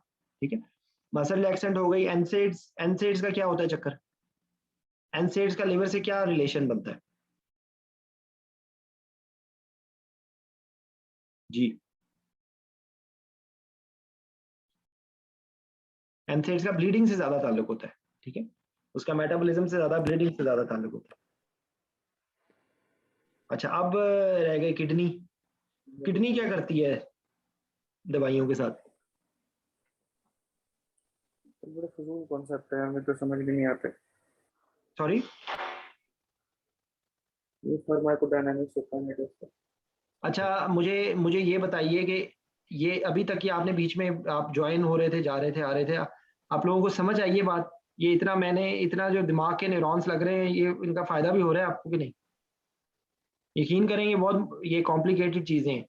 मतलब मैंने I have tried to actually sir ये मैं थोड़ा सा इंटरप्ट करूंगा। ये टॉपिक काफी जो है ना वो कह सकते हैं बोरिंग है, इसको हम अगर जो है ना दो चीज में डिवाइड कर ले जाएं और अगर प्रेजेंटेशन के चक्कर में की जाए ना तो ग्राफिकली शो कराया जाए कि एगोनिस्ट क्या होते हैं, फिर उनको बताया जाए कि फुल एगोनिस्ट क्या होते हैं, एंटागोनिस्ट क्या होते हैं। ठीक है, और दूसरा फिर आईवी एजेंट्स जो है ना उनको अलग कर लिया जाए, प्रोपोफोल, केटामीन। इसका मैं एक इंसान ने न्यूरोमस्कुलर ब्लॉकिंग एजेंट्स की प्रेजेंटेशन बनानी थी, वो इंसान अभी तक काबू नहीं आ रहा, पता है ना उस इंसान का? तो ना नॉर्मल मैं भी प्रेजेंट कर देता हूँ, ना नॉर्मल तेल होगा ना राधा नाचेगी। ठीक है सर, सुस्ती है कि आप हमें खेच के कर लेते हैं। ठीक है, तो अदरवाइज मैंने बनाई हुई है उसकी प्रेजेंटेशन, अगर कहें तो मैं आपको अभी न्यूरोमस्कुलर मॉनिटरिंग नहीं, मैं तो मैं मतलब बताने का मकसद ये है कि I have tried to make it soluble. ठीक है, तो ये अगर आपको ये कॉन्सेप्ट्स का बेसिक्स भी अगर आपको समझ आ गई है ना, तो आप यकीन करें आपको महसूस होगा कि यार ये वाकई ये तो मैं बहुत प्रोपोफोल की इंजेक्शन है, फास्ट दे देते हैं लोग, वो क्योंकि होता क्या है, वो इंजेक्शन तो दे रहा होता है हमारा टेक्नीशियन, वो टेक्नीशियन का तो बस नहीं चलेगा, वो हाथ लगाते ही वो दवाई को धक्का, वो बल्कि ना वो 20 सीसी की सिरिंज से उसको धक्का दे रहे हो, वो नहीं जा रहा होता, वो उसको प्रेस कर रहे होते हैं कि किसी तरह दफा हो जाए वो, ठीक है। तो ये अपने प्रैक्टिस को चेंज कीजिए, कोशिश करेंगे जो हाईली लिपिड सॉल्युबल दवाइयां, वैसे मैं आपको बता रहा हूँ कि बोलस दवाई देने से बेहतर होता है अगर आप इन्फ्यूजन फॉर्म में दें कोई भी दवाई। एक दफा जब आपने दवाई दे दी है ना, तो आप मसल रिलैक्सेंट्स को भी आप प्रैक्टिस कर सकते हैं, फिर वही उसके लिए तजुर्बा चाहिए थोड़ा सा ना, क्योंकि आपको इफ्स एंड बट्स पता होने चाहिए। मैं जिसको जाहिर बात है जो एक्सपीरियंस हो जाता है और उसको पता लग जाता है कि ये चीज़ों को कैसे हैंडल करना है, तो आप लोगों को ये, लेकिन एटलीस्ट ये आइडिया होना, आपको एक कॉन्सेप्ट तो पता चल जाए ना कि एक दवाई को आप बोलस में दे रहे हैं और एक दवाई को आप इन्फ्यूजन में दे रहे हैं, तो उसमें ज़्यादा बेहतर कौन सी चीज़ है। अगर आप एक 4 घंटे की सर्जरी है और आपको पता है कि आपने 4 घंटे के अंदर 100 मिलीग्राम एक दवाई देनी है, तो आप उसको अगर इन्फ्यूजन में देंगे और फिर आप अपनी सर्जरी के साथ उसको कोरिलेट कर ले, अब आपको पता चल गया कि अब ये दवाई उसका ड्यूरेशन खत्म होने वाला है सर्जरी का, तो आप उसकी इन्फ्यूजन को बंद कर दें, क्योंकि अगर आप इन्फ्यूजन को चलाए रखेंगे हो सकता है फिर प्रॉब्लम हो जाए, ठीक है। तो मतलब बताने का मकसद ये है कि ये एक डायनामिक चीज़ होती है। मैं तो हर पेशेंट में इन्फ्यूजन देता हूँ, मेरे पास यहाँ पे सिरिंज पंप नहीं होता, मैं कैलकुलेट करके उसको तरीके से मैं उसको उसकी जो उसका फ्लूइड होता है मैं उसमें मिक्स कर देता हूँ। वो यहाँ पर तो मैंने अरबियों को मजाक में उसको मसाला कह के ना, मैं कहता हूँ दिस इज मसाला, माई मसाला, ठीक है।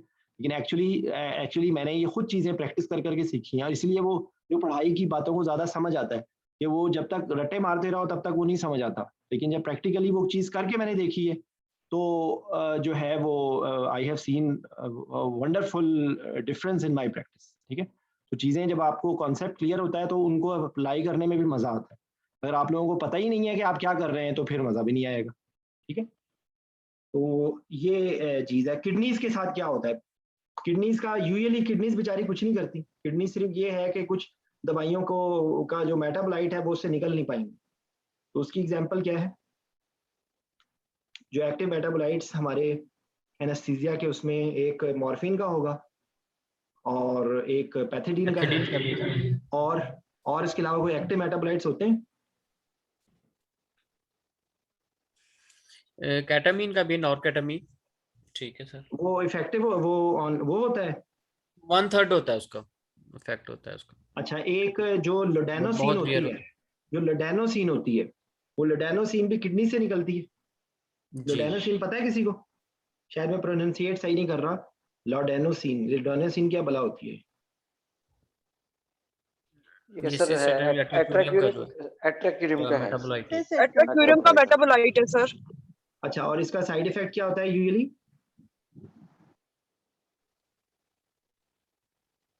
इससे फिट्स पड़ सकते हैं, इससे सीजर्स हो सकते हैं, ठीक है।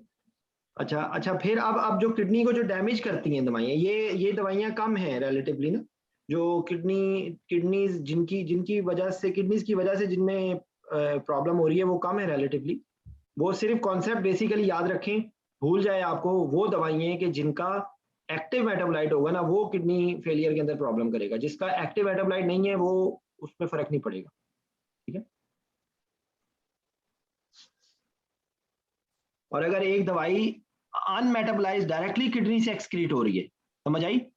एक दवाई के जो मेटाबोलाइज नहीं हो रही है और डायरेक्टली किडनी से एक्सक्रीट हो रही है, इसकी कोई एग्जांपल किसी को याद है? मुझे याद नहीं है बाय द वे, कोई ऐसी दवाई कि जो मेटाबोलाइज नहीं होती, एज सच एक्सक्रीट होती है। सर पैनक्यूरोनियम। नहीं, पैनक्यूरोनियम तो लिवर से मेटाबोलाइज होता है ना सर।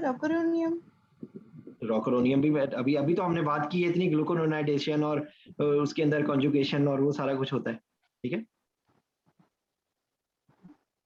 नहीं, वो डॉक्टर साहब की बात ठीक है। 80% जो है ना वो पेनक्रोनियम जो है ना एक्सक्रीट होती है इससे किडनी से, तो इस वजह से अगर वो किडनी फेलियर अनमेटाबोलाइज्ड, जी ठीक है, सही है। मुझे याद नहीं है, मैं तो वो उसका इफेक्ट जो है ना वो फिर वो उसमें फिर कंट्राइंडिकेटेड है। पहले वो होती थी वेकोरेनियम और पेनक्रोनियम, ये दोनों लॉन्ग एक्टिंग जो है ना इनकी अच्छा, ये अभी मैंने इसको देखा है, इसके अंदर जो एक लिस्ट लिखी हुई है, oxy barbiturates, gentamicin, frusemide, ampicillin, sotalol, methotrexate. जो प्रायर विद डिटॉक्सिफिकेशन के बगैर किडनी से निकलती है, ठीक है। इनमें से अच्छा, आप किडनी को डैमेज कैसे होता है? किडनी दवाइयों से या पेरी ऑपरेटिव पीरियड में किडनीज को डैमेज कैसे कैसे कर सकते हैं आप?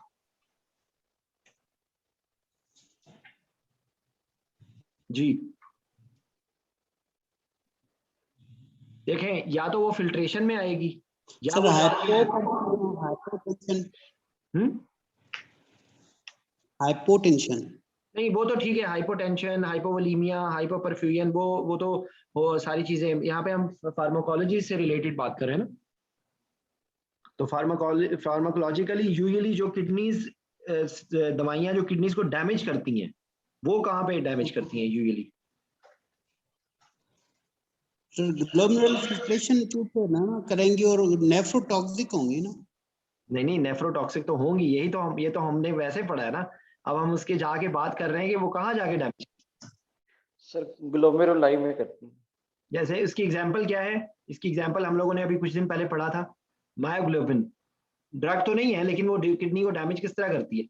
वो जाके ग्लोमेरुलस को डैमेज करती है, ठीक है।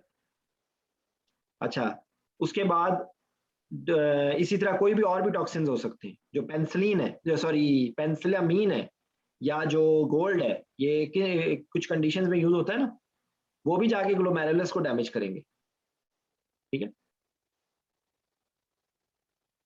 ठीक है, कुछ दवाइयां होंगी जो आपकी जो है ना ब्लड, यानी कि वो ब्लड फ्लो का जो फिल्ट्रेशन का मैकेनिज्म है ना, उसको डैमेज करेंगी। उसकी क्या एग्जांपल है?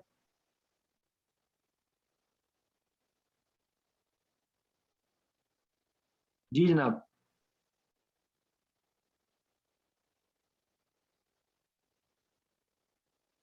सोच लें, बता दें प्लीज।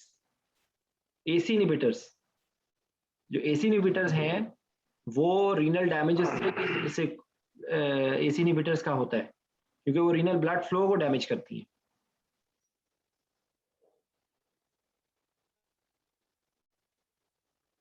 ठीक है।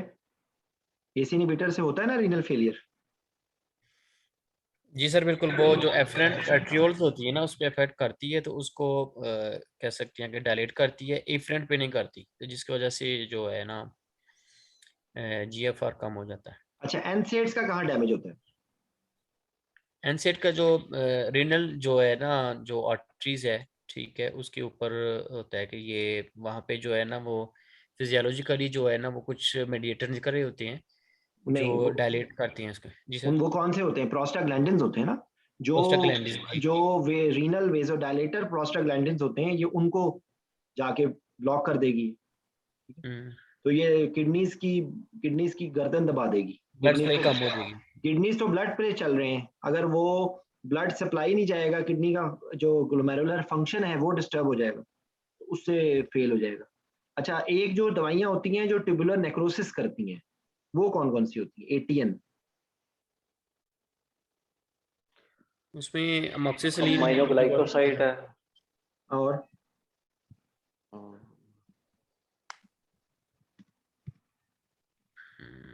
मीथोट्रेक्सेट वगैरह है, और एंटी कैंसर ड्रग्स जो है, साइक्लोफॉस्फोपाइड।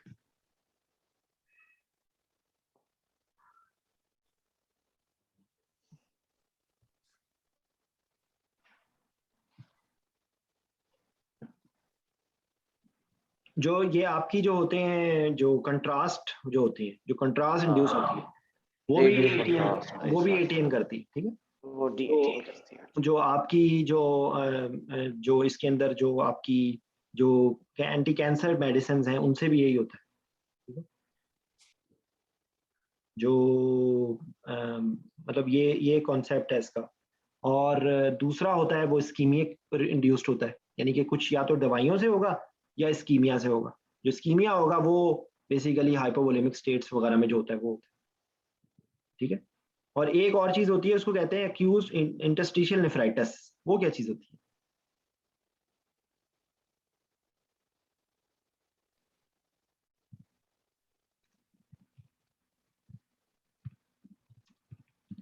जी वो सर इंफॉर्मेशन है ना, जो नेफ्रॉन्स है उनके जो इंटरस्टिशियल टिश्यूज हैं वहाँ पे जो है ना उसका जो ट्रांसपोर्टर सिस्टम होते हैं ना वहाँ वो डिस्टर्ब होते हैं, वहाँ पे उसकी वजह से इफेक्ट्स आती हैं। वो यूजुअली उनका क्या कौन सी उनसे होता है, वो एंटीबायोटिक्स होती हैं, ठीक है ना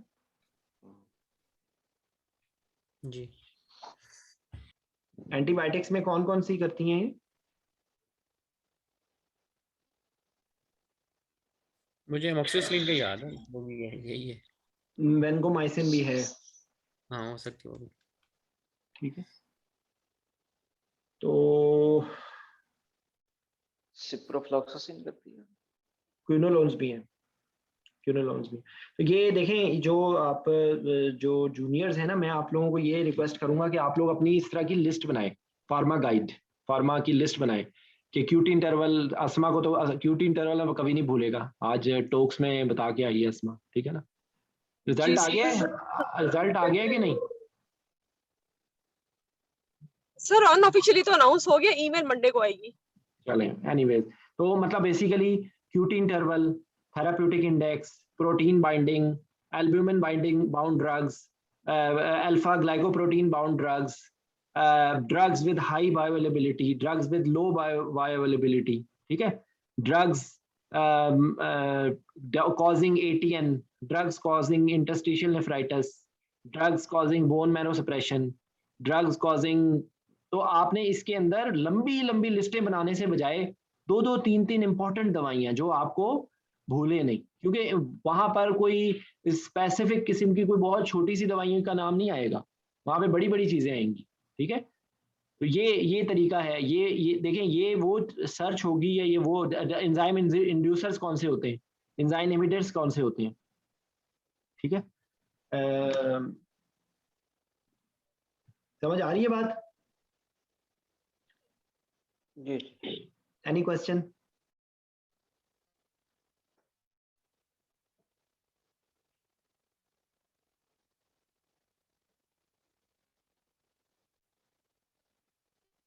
अच्छा, तो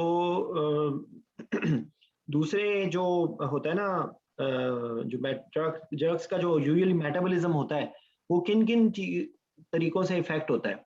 एक एज रिलेटेड होता है, ठीक है। उसके बाद जो है कोई पर्सनल हैबिट्स हो, जैसे कॉमन मतलब लाइक कि स्मोकिंग है, स्मोकिंग से एंजाइम इंडक्शन होती है, इनहिबिशन होती है?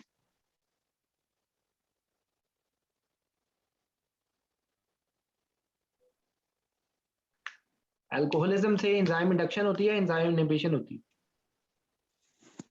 एंजाइम इंडक्शन होती है ना, एंजाइम इंडक्शन होती है, अल्कोहल से भी एंजाइम इंडक्शन होती है, ठीक है।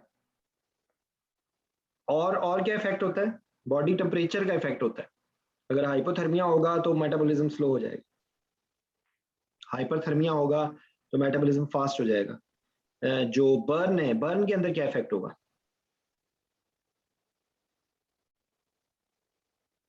जी, बर्न में सर ओवरऑल या किसी स्पेसिफिक ड्रग का आप कह रहे हैं? वैसे जनरली बर्न पे क्या इफेक्ट जनरल होगा? अगर फ्रूट में है तो volume volume of distribution distribution बढ़ जाएगा ना सर। ज्यादा हो जाएगा। नहीं, वॉल्यूम ऑफ डिस्ट्रीब्यूशन से ज्यादा ये मेटाबॉलिज्म से ज्यादा ताल्लुक नहीं होगा, हाइपर मेटाबॉलिक स्टेट होगी तो मेटाबॉलिज्म फास्ट हो हाँ, जाएगा। तो मेटाबॉलिक स्टेट भी है और जो है ना वॉल्यूम डिस्ट्रीब्यूशन भी ज्यादा हो जाता है उसमें, वॉल्यूम ऑफ डिस्ट्रीब्यूशन भी ज्यादा हो जाता है, ठीक है। अच्छा, रेनल उसके बाद, फेलियर में, बर्न में, अच्छा ठीक है, और उसके बाद ना, जब हम प्लाज्मा कोलिनेस्टेरेज की बात कर रहे थे ना, तो उसमें एक दवाई बहुत कॉमन, मतलब बहुत कॉमन नहीं है क्योंकि अवेलेबल ही नहीं है, यूज ही नहीं कोई करता, इसलिए नाम भूल जाता है। मसल रिलैक्सेंट होता है जो प्लाज्मा कोलिनेस्टेरेज से होती है, वो कौन सा होता है? मैं बताऊं सर? जी जी, मेवाक्यूरियम। मेवाक्यूरियम, गुड। ठीक है। हाँ, ये एमसीक्यू में आया था जी। और उसके बाद कुछ दवाइयां होती हैं जो एक्टिव फॉर्म में जाके ब्लड में जाके होती हैं मेटाबॉलिज्म के बाद, उसकी एग्जांपल कौन सी है? हाँ, जिसे प्रो ड्रग भी कहते हैं। प्रो ड्रग भी कहते हैं, उसकी दो एग्जांपल बताइए, दो दवाइयां हैं जो हम लोगों को पता होनी चाहिए।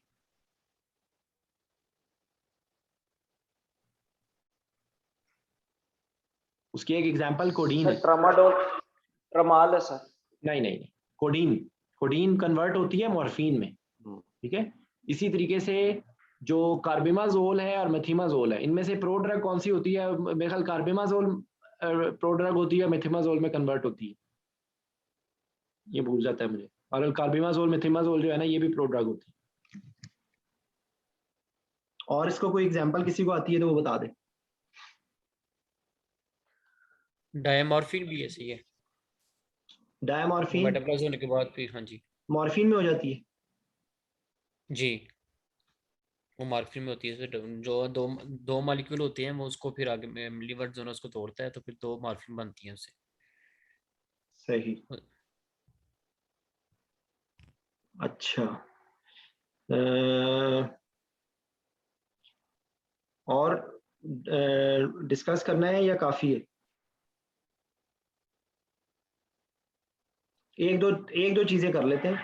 ये मुझे बताएं आइसोमर क्या होते हैं?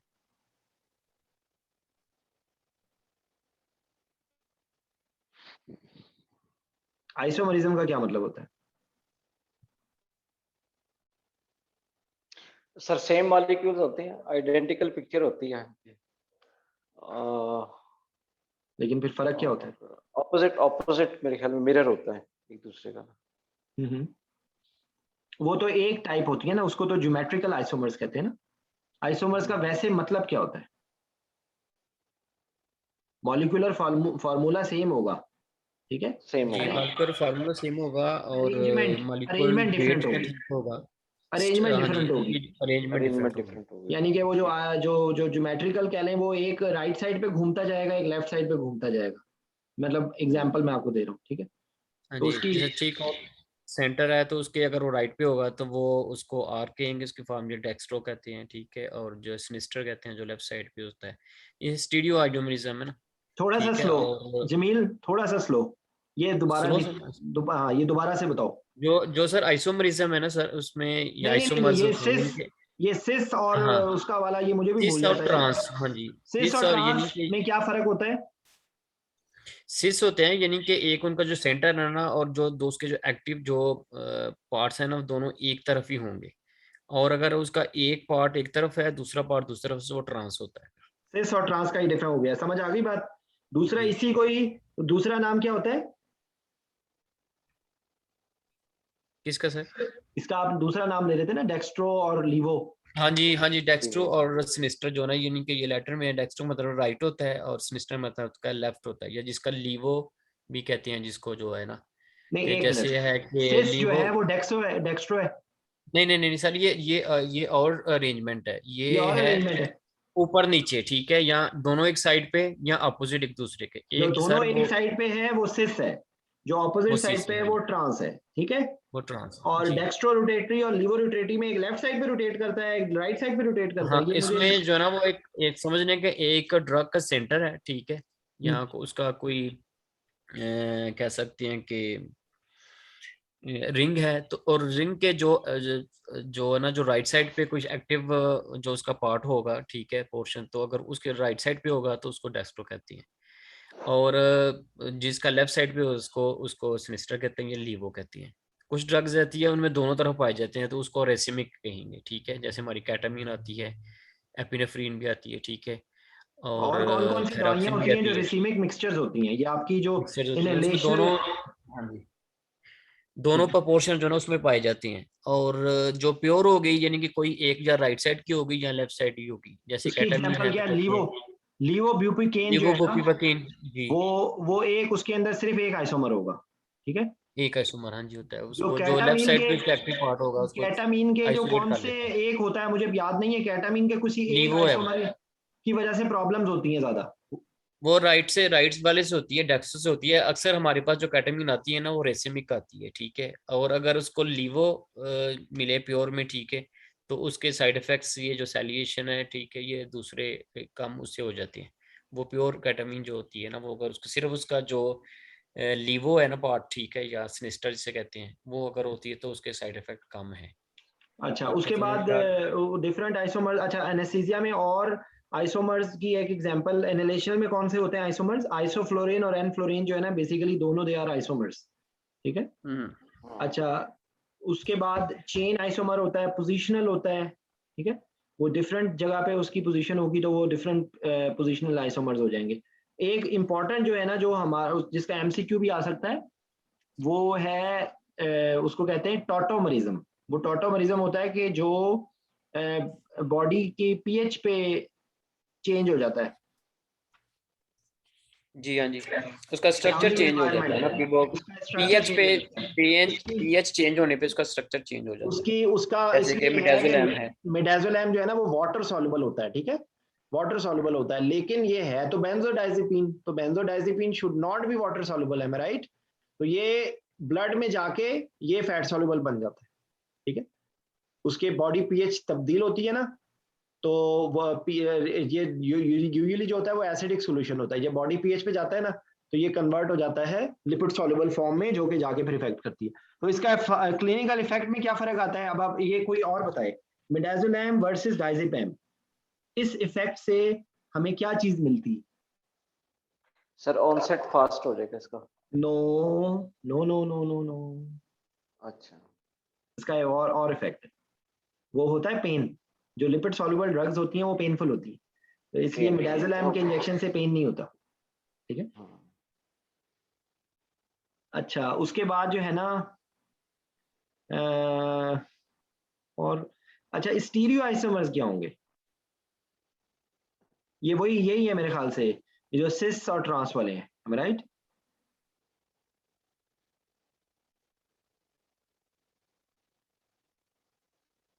जी सर, हाँ जी, जो ना इसमें होता है। अच्छा, उसके बाद ज्योमेट्रिक कुछ दवाइयां ज्योमेट्रिक आपस और में आगे इसके ऑप्टिकल है, मगर ये कि समझ उसको वैसे ही समझ रहे हैं आप जो है ना कि एट्रेक्टोरियम और अगर कुछ दवाइयों को आपस में मिक्स कर दें तो उनमें प्रेसिपिटेशन हो जाती है, उसकी एग्जांपल कोई है? मसल रिलैक्सेंट और के साथ मेरे ख्याल थायोपेंटोन प्रेसिपिटेट हो जाता है, सक्सामेथोनियम के साथ मेरे ख्याल में, सक्सामेथोनियम के साथ, ठीक है। तो चलें, इंशाल्लाह मेरा ख्याल है आज भी हमारे जो मेन होस्ट हैं वो गायब हैं, जिन्होंने फरमाइश किया था टॉपिक, वो हमारे प्यारे अतीक भाई इस वक्त नहीं है। और आप लोगों को कोई क्वेश्चन पूछना है प्लीज। अच्छा सर, ट्रामाडोल का वो मेरे ध्यान में आ रहा था कि उसका जो पड़ा है वो ये है कि उसका बॉडी में जाकर उसका जो मेटाबोलाइट बनता है ना, उसकी वजह से हो सकता है वो भी ट्रामाडोल मेरे में प्रोड्रग है जो है ना। हाँ, प्रोड्रग है। अच्छा, पता नहीं, मुझे नहीं याद है, बिल्कुल होगा, ठीक है। तो मैंने देखें, मैं ये इस एक सिटिंग के अंदर फार्माकोलॉजी को हजम करना इट्स नॉट सो इजी, लेकिन मैंने आप लोगों को एक हिंट बताया, मैंने आपको एक सिर्फ चीज समझाने की कोशिश की है कि पीएच का इफेक्ट होता है, पीके का इफेक्ट होता है, प्रोटीन बाइंडिंग का इफेक्ट होता है, बेसिक कॉन्सेप्ट बायोअवेलेबिलिटी क्या होती है।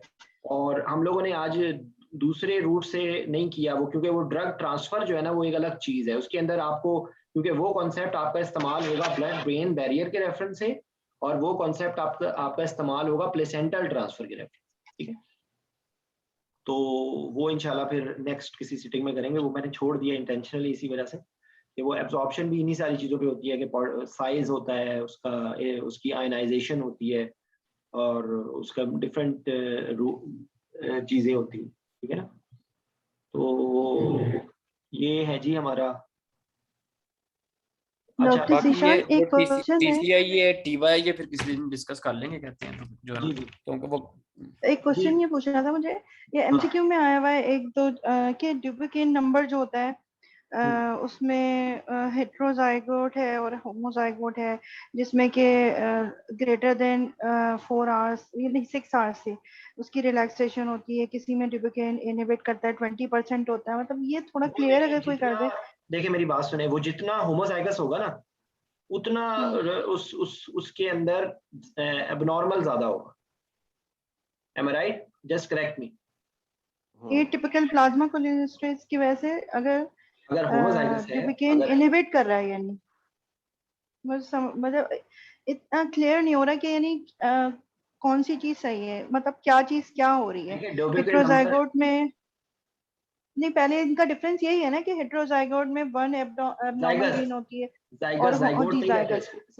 हेट्रोजाइगस जी, और होमोजाइगस में 2 एब्नॉर्मल जीन्स होती है। ये मैं राइट, ये मैं सही कह रही हूँ ना? जी जी ऐसे ही है। अच्छा, फिर अब सेकंड चीज हुई कि डुबिकेन नंबर होता है जो क्या उसको बता रहा है कि कितनी डेफिशिएंसी है और कितनी देर तक उसका इफेक्ट रहेगा, यानी पेशेंट कब तक रिलैक्स होगा, तो ये मुझे क्लियर कर दें। नहीं, इसी तरीके से है ना कि अगर हेट्रोजाइगस होगा तो उसके अंदर उतना क्लिनिकल इफेक्ट नहीं होगा। अगर वो होमोजाइगस है तो उसके अंदर ज्यादा क्लिनिकल इफेक्ट प्रोलॉन्ग होगा, क्योंकि उसके अंदर बिल्कुल इफेक्ट नहीं आ रहा होगा। अच्छा, तो अगर ये लिखा हुआ है कि हेटेरोजाइगस है, उसमें 40 to 60%, एक ऑप्शन ये था और एक था लेस देन 20%, तो फिर हम 40 to 60 लिखेंगे ना। देखिए अच्छा, पहले तो आप ये होमोजाइगस हेटेरोजाइगस को क्लियर कर ले। जो ड्यूबिकेन नंबर हाँ, है वो समझ में आ कितना गया। होता है?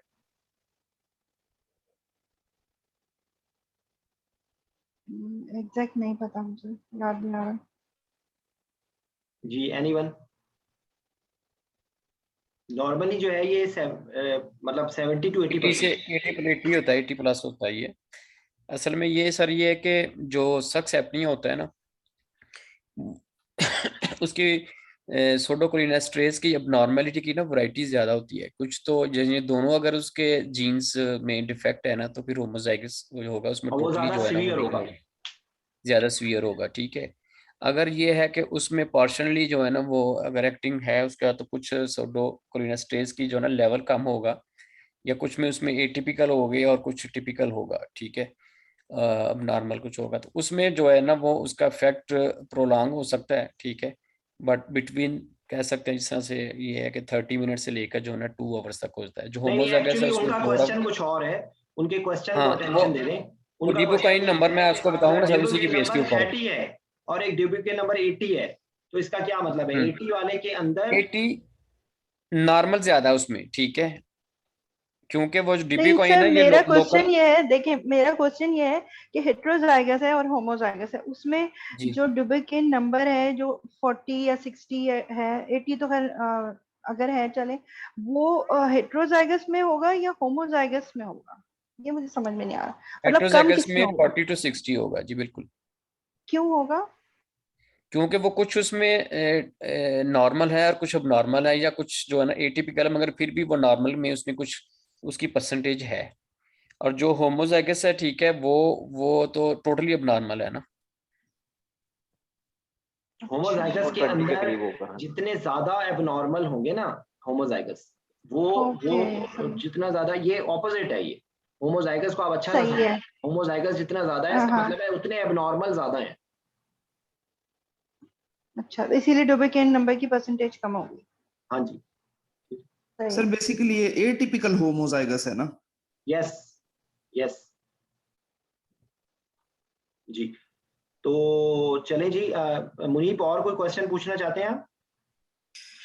सर बस यही जो सारी चीजें आज हमने की है ना, फार्माकोकाइनेटिक्स, डायनामिक्स और बेसिक फार्माकोलॉजी वाली, सर ये कोई समझ नहीं आती, मतलब कहाँ से, या तो इसके अपने खुद से नोट्स बनाए कोई आपको कहीं एक जगह मुझे से। मुझे ये बताइए कि अभी भी आपको समझ नहीं आया तो आप हम नहीं लोगों की, नहीं सर, समझ आया है, समझ आया आप है, लेकिन दोबारा सर से उसमें ये है देखें। देखें मेरी एक बात सुने, मैं लामा इकबाल के इस शेर को मैं हर दफा बोलता रहता हूँ, झपटना पलटना पलट कर झपटना। हम लोग ये समझते हैं कि हमने एक ही दफा ऊंटों की तरह ना मुंह में डालना है और उसके बाद वो हजम हो या ना हो, वो ऊंट तो या ये भैंसे जो हैं वो तो जुगाली कर सकती है ना, हम लोगों को तो जुगाली नहीं हम कर सकते, तो हमें क्यों ना हम उतना खाएं जितना हम हजम कर सकते। मेरी बात समझ, आपको ये मेरी बात बहुत अजीब इनएप्रोप्रिएट शायद लग रही होगी, लेकिन मैं आपको समझाने के लिए, इससे बेहतर नहीं चीज हो सकती। अगर आप फार्माकोलॉजी को, अगर आप फिजिक्स को, अगर आप मॉनिटरिंग को, अगर आप इक्विपमेंट को, जिस तरह से हमें सिखाया जाता है, मतलब मुझे अफसोस और दुख के साथ कहना पड़ता है कि हम लोग आज मैंने ये ज्यादती की है आप लोगों के साथ, कि मैंने, मेरे हिसाब से ये इतना भी ज्यादा नहीं किया जा सकता, लेकिन क्योंकि चक्कर ये है कि मतलब लाइक ये कि we I am not teaching you individually, मैं मतलब इंडिविजुअल टॉपिक्स में नहीं पढ़ा पा सकता, मुमकिन नहीं है। लेकिन मैंने बताने का आपको जो मकसद ये है कि आप अगर अगर पहले गो में अगर आपको थोड़ी बातें समझ आ, अगर आपको इतनी बातें भी समझ आ गई है ना, तो आप यकीन कीजिए आपको अगले स्टेप में पहुंचने में आसानी होगी। Don't try to solve it in one day. Message ये है, मैसेज ये है कि इसको जितना समझ आ रहा है ना आप उस पर इक्तफा करें, उसको प्रैक्टिकली उसको एक को रिलेट करने की कोशिश करें। जैसे मैसेजेस अगर हम तमाम डिस्कशन के नहीं सर, निकालेंगे, नहीं डॉक्टर साहब, नहीं सर मैं इसमें डॉक्टर साहब की बात ठीक है, क्योंकि जो हमारी मोस्टली जो एनेस्थीसिया की बुक्स होती है ना वो ये बेसिक्स जो होता है ना वो इस जगह पे नहीं दिया होता। ये डेफिनेटली जो FRCA की है प्राइमरी के लिए तैयारी करते हैं या FRCA के लिए फाइनल के लिए, तो उसमें वो बेसिक को गोड़े तो पूछते हैं, हाँ तो जमील, मैं उनका यही ख्याल है कि बात कहाँ से पढ़ा जाए। मैं 1 मिनट बताने लगा हूँ। मैं वही मैं अब अगला मैं जुमला मैं यही बोलने लगा था। मुनीब, असल में आप लोग अगर मैं जो निकलेंगे ना मॉर्गन से, तो आपको दुनिया बहुत आसान लगेगी। जो ये बेसिक साइंसेस की जो चीजें हैं, ये बुक्स के फोल्डर में आप जाएं, आपको बेसिक साइंसेस रिव्यू बुक्स का फोल्डर मिलेगा। बेसिक साइंस रिव्यू बुक्स में 5-6 किताबें हैं, उनमें से कोई भी आप खोल के आप पढ़ेंगे और एक किताब को आप मास्टर पास है मिसाल के तौर पे, एनेस्थीसिया साइंस वाइवा बुक है, आप उसको बेस बना लीजिए और उसको दूसरे के साथ कंपैरिजन कर लें। ठीक है, जो सुबह मैंने जो डिस्कशन कर रहा था तो मैंने उस पर दिखाया था physics, pharmacology and physiology for anaesthetics. उसके अंदर आपको छोटे छोटे ये बेसिकली ये अगर आप ये कहेंगे या मॉर्गन का चैप्टर पढ़ लें, आपको खुदा की कसम एक लफ्ज भी समझ नहीं आएगी। तो आपको उस दुनिया से बाहर निकलना पड़ेगा। आप आर्टिकल्स खोलें फार्माकोलॉजी के, आपको आर्टिकल्स से बहुत सारी चीजें समझ आ जाएंगी। तो आप अगर ये चाह रहे हैं ना कि मैं एक जगह से हड़प कर जाऊं, तो एक जगह से हड़प नहीं होगा। आपको जैसे आप बोल रहे थे नोट्स बनाना है, आप नोट बना सकते हैं। देखिए पॉडकास्ट भी है वो ये उसी फोल्डर में आपको पॉडकास्ट भी मिल जाएगी, उसी फोल्डर में आपको मास्टर पास भी मिल जाएगी, उसी फोल्डर में आपको एनेस्थीसिया साइंस वाइवा बुक भी मिल जाएगी, उसी फोल्डर में आपको मुख्तलिफ आपको सोर्सेज मिल जाएंगी। ये पॉडकास्ट के तो ऑडियोज भी मौजूद है, अगर कोई ऑडियो सुनना चाहता है तो वो ऑडियोज भी मौजूद है। वो उन्हीं की स्क्रिप्ट जो है, वो जो किताब है उसी को ही उन्होंने स्पीक आउट किया हुआ है। ठीक है, तो बेसिकली मतलब बताने का मकसद ये है कि इसको आप ग्रेजुअली और कोशिश ये करें कि हर चीज को क्लिनिकली कोरिलेट करें, वो चीज आपको ज्यादा समझ आएगी। मैंने आपको मेजॉरिटी बातें कोशिश ये की है कि मैं आपको क्लिनिकल कोरिलेशन के साथ बताऊं। ठीक है, क्योंकि अदरवाइज क्लिनिकल कोरिलेशन के बगैर आपको फार्माकोलॉजी पढ़ने का कोई फायदा नहीं है। आपसे कोई भी नहीं पूछेगा कि जरा सा प्लीज बताएं कि आइसोमेरिज्म क्या होती है। आइसोमेरिज्म का कोई कॉन्सेप्ट पता लग गया कि भाई ये एक जैसे होते हैं लेकिन इन्होंने कपड़े बहरूपी हैं, डिफरेंट बहरूप अपनाया हुआ है। अब डिफरेंट बहरूप अपनाने की वजह से उनका इफेक्ट डिफरेंट आ गया। ठीक है, ये कॉन्सेप्ट है, मैं तो आपको सिंपल कॉन्सेप्ट देना चाह रहा हूँ। इसी तरीके से डिफरेंट जो हम लोगों ने किए हैं, वो मैंने कोशिश ये की है कि आप लोगों को पता लगे कि भाई ये काम आप करते हैं तो ये इसलिए होता है, आप कहाँ पे साइनर्जिज्म हो रहा है, कहाँ पे एंटागोनिज्म हो रहा है, आप उसको क्लिनिकली कोरिलेट कर रहे हैं अपने चीजों के साथ। तो आप परेशान ना हो, आप जिसको कहते हैं ना स्टे ट्यून, तो आप स्टे ट्यून रहे हैं तो आपको बहुत सारी चीजें डिफरेंस महसूस हों।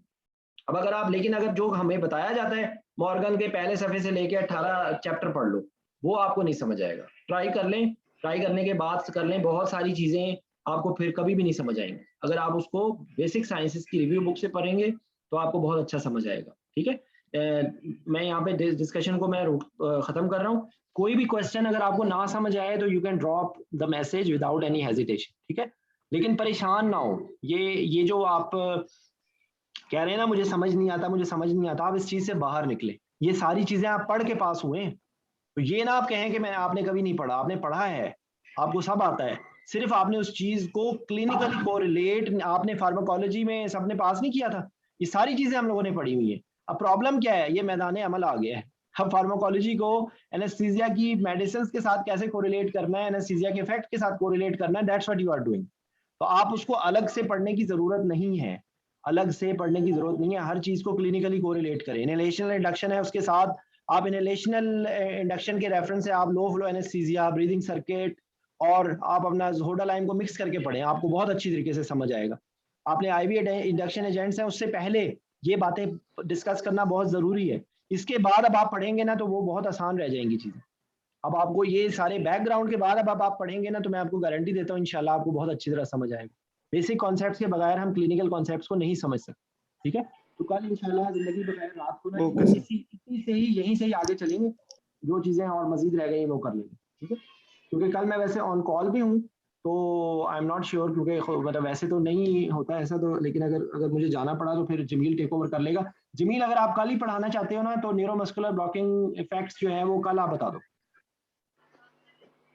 जी सर, ठीक है, ठीक है। अगर इसको कहते हैं कि इसको कंटिन्यू करना है टीसीए टीवा में और दूसरी चीज़ों में, या इंडिविजुअल जो है जितने आईवी एजेंट्स हैं प्रोपोफोल को देख लें, उसकी जो है ना ऑनसेट असल मुश्किल काम हो गया है, अब आसान चीजें। ठीक है, तो आप लोग ये जरूर पढ़ें और ना कोई चीज समझ आए इसको दोबारा सुने, इसमें से कोई भी पॉइंट समझ ना आए तो आप बता सकते हैं कि इस मिनट के ऊपर ये चीज हमें समझ नहीं आई।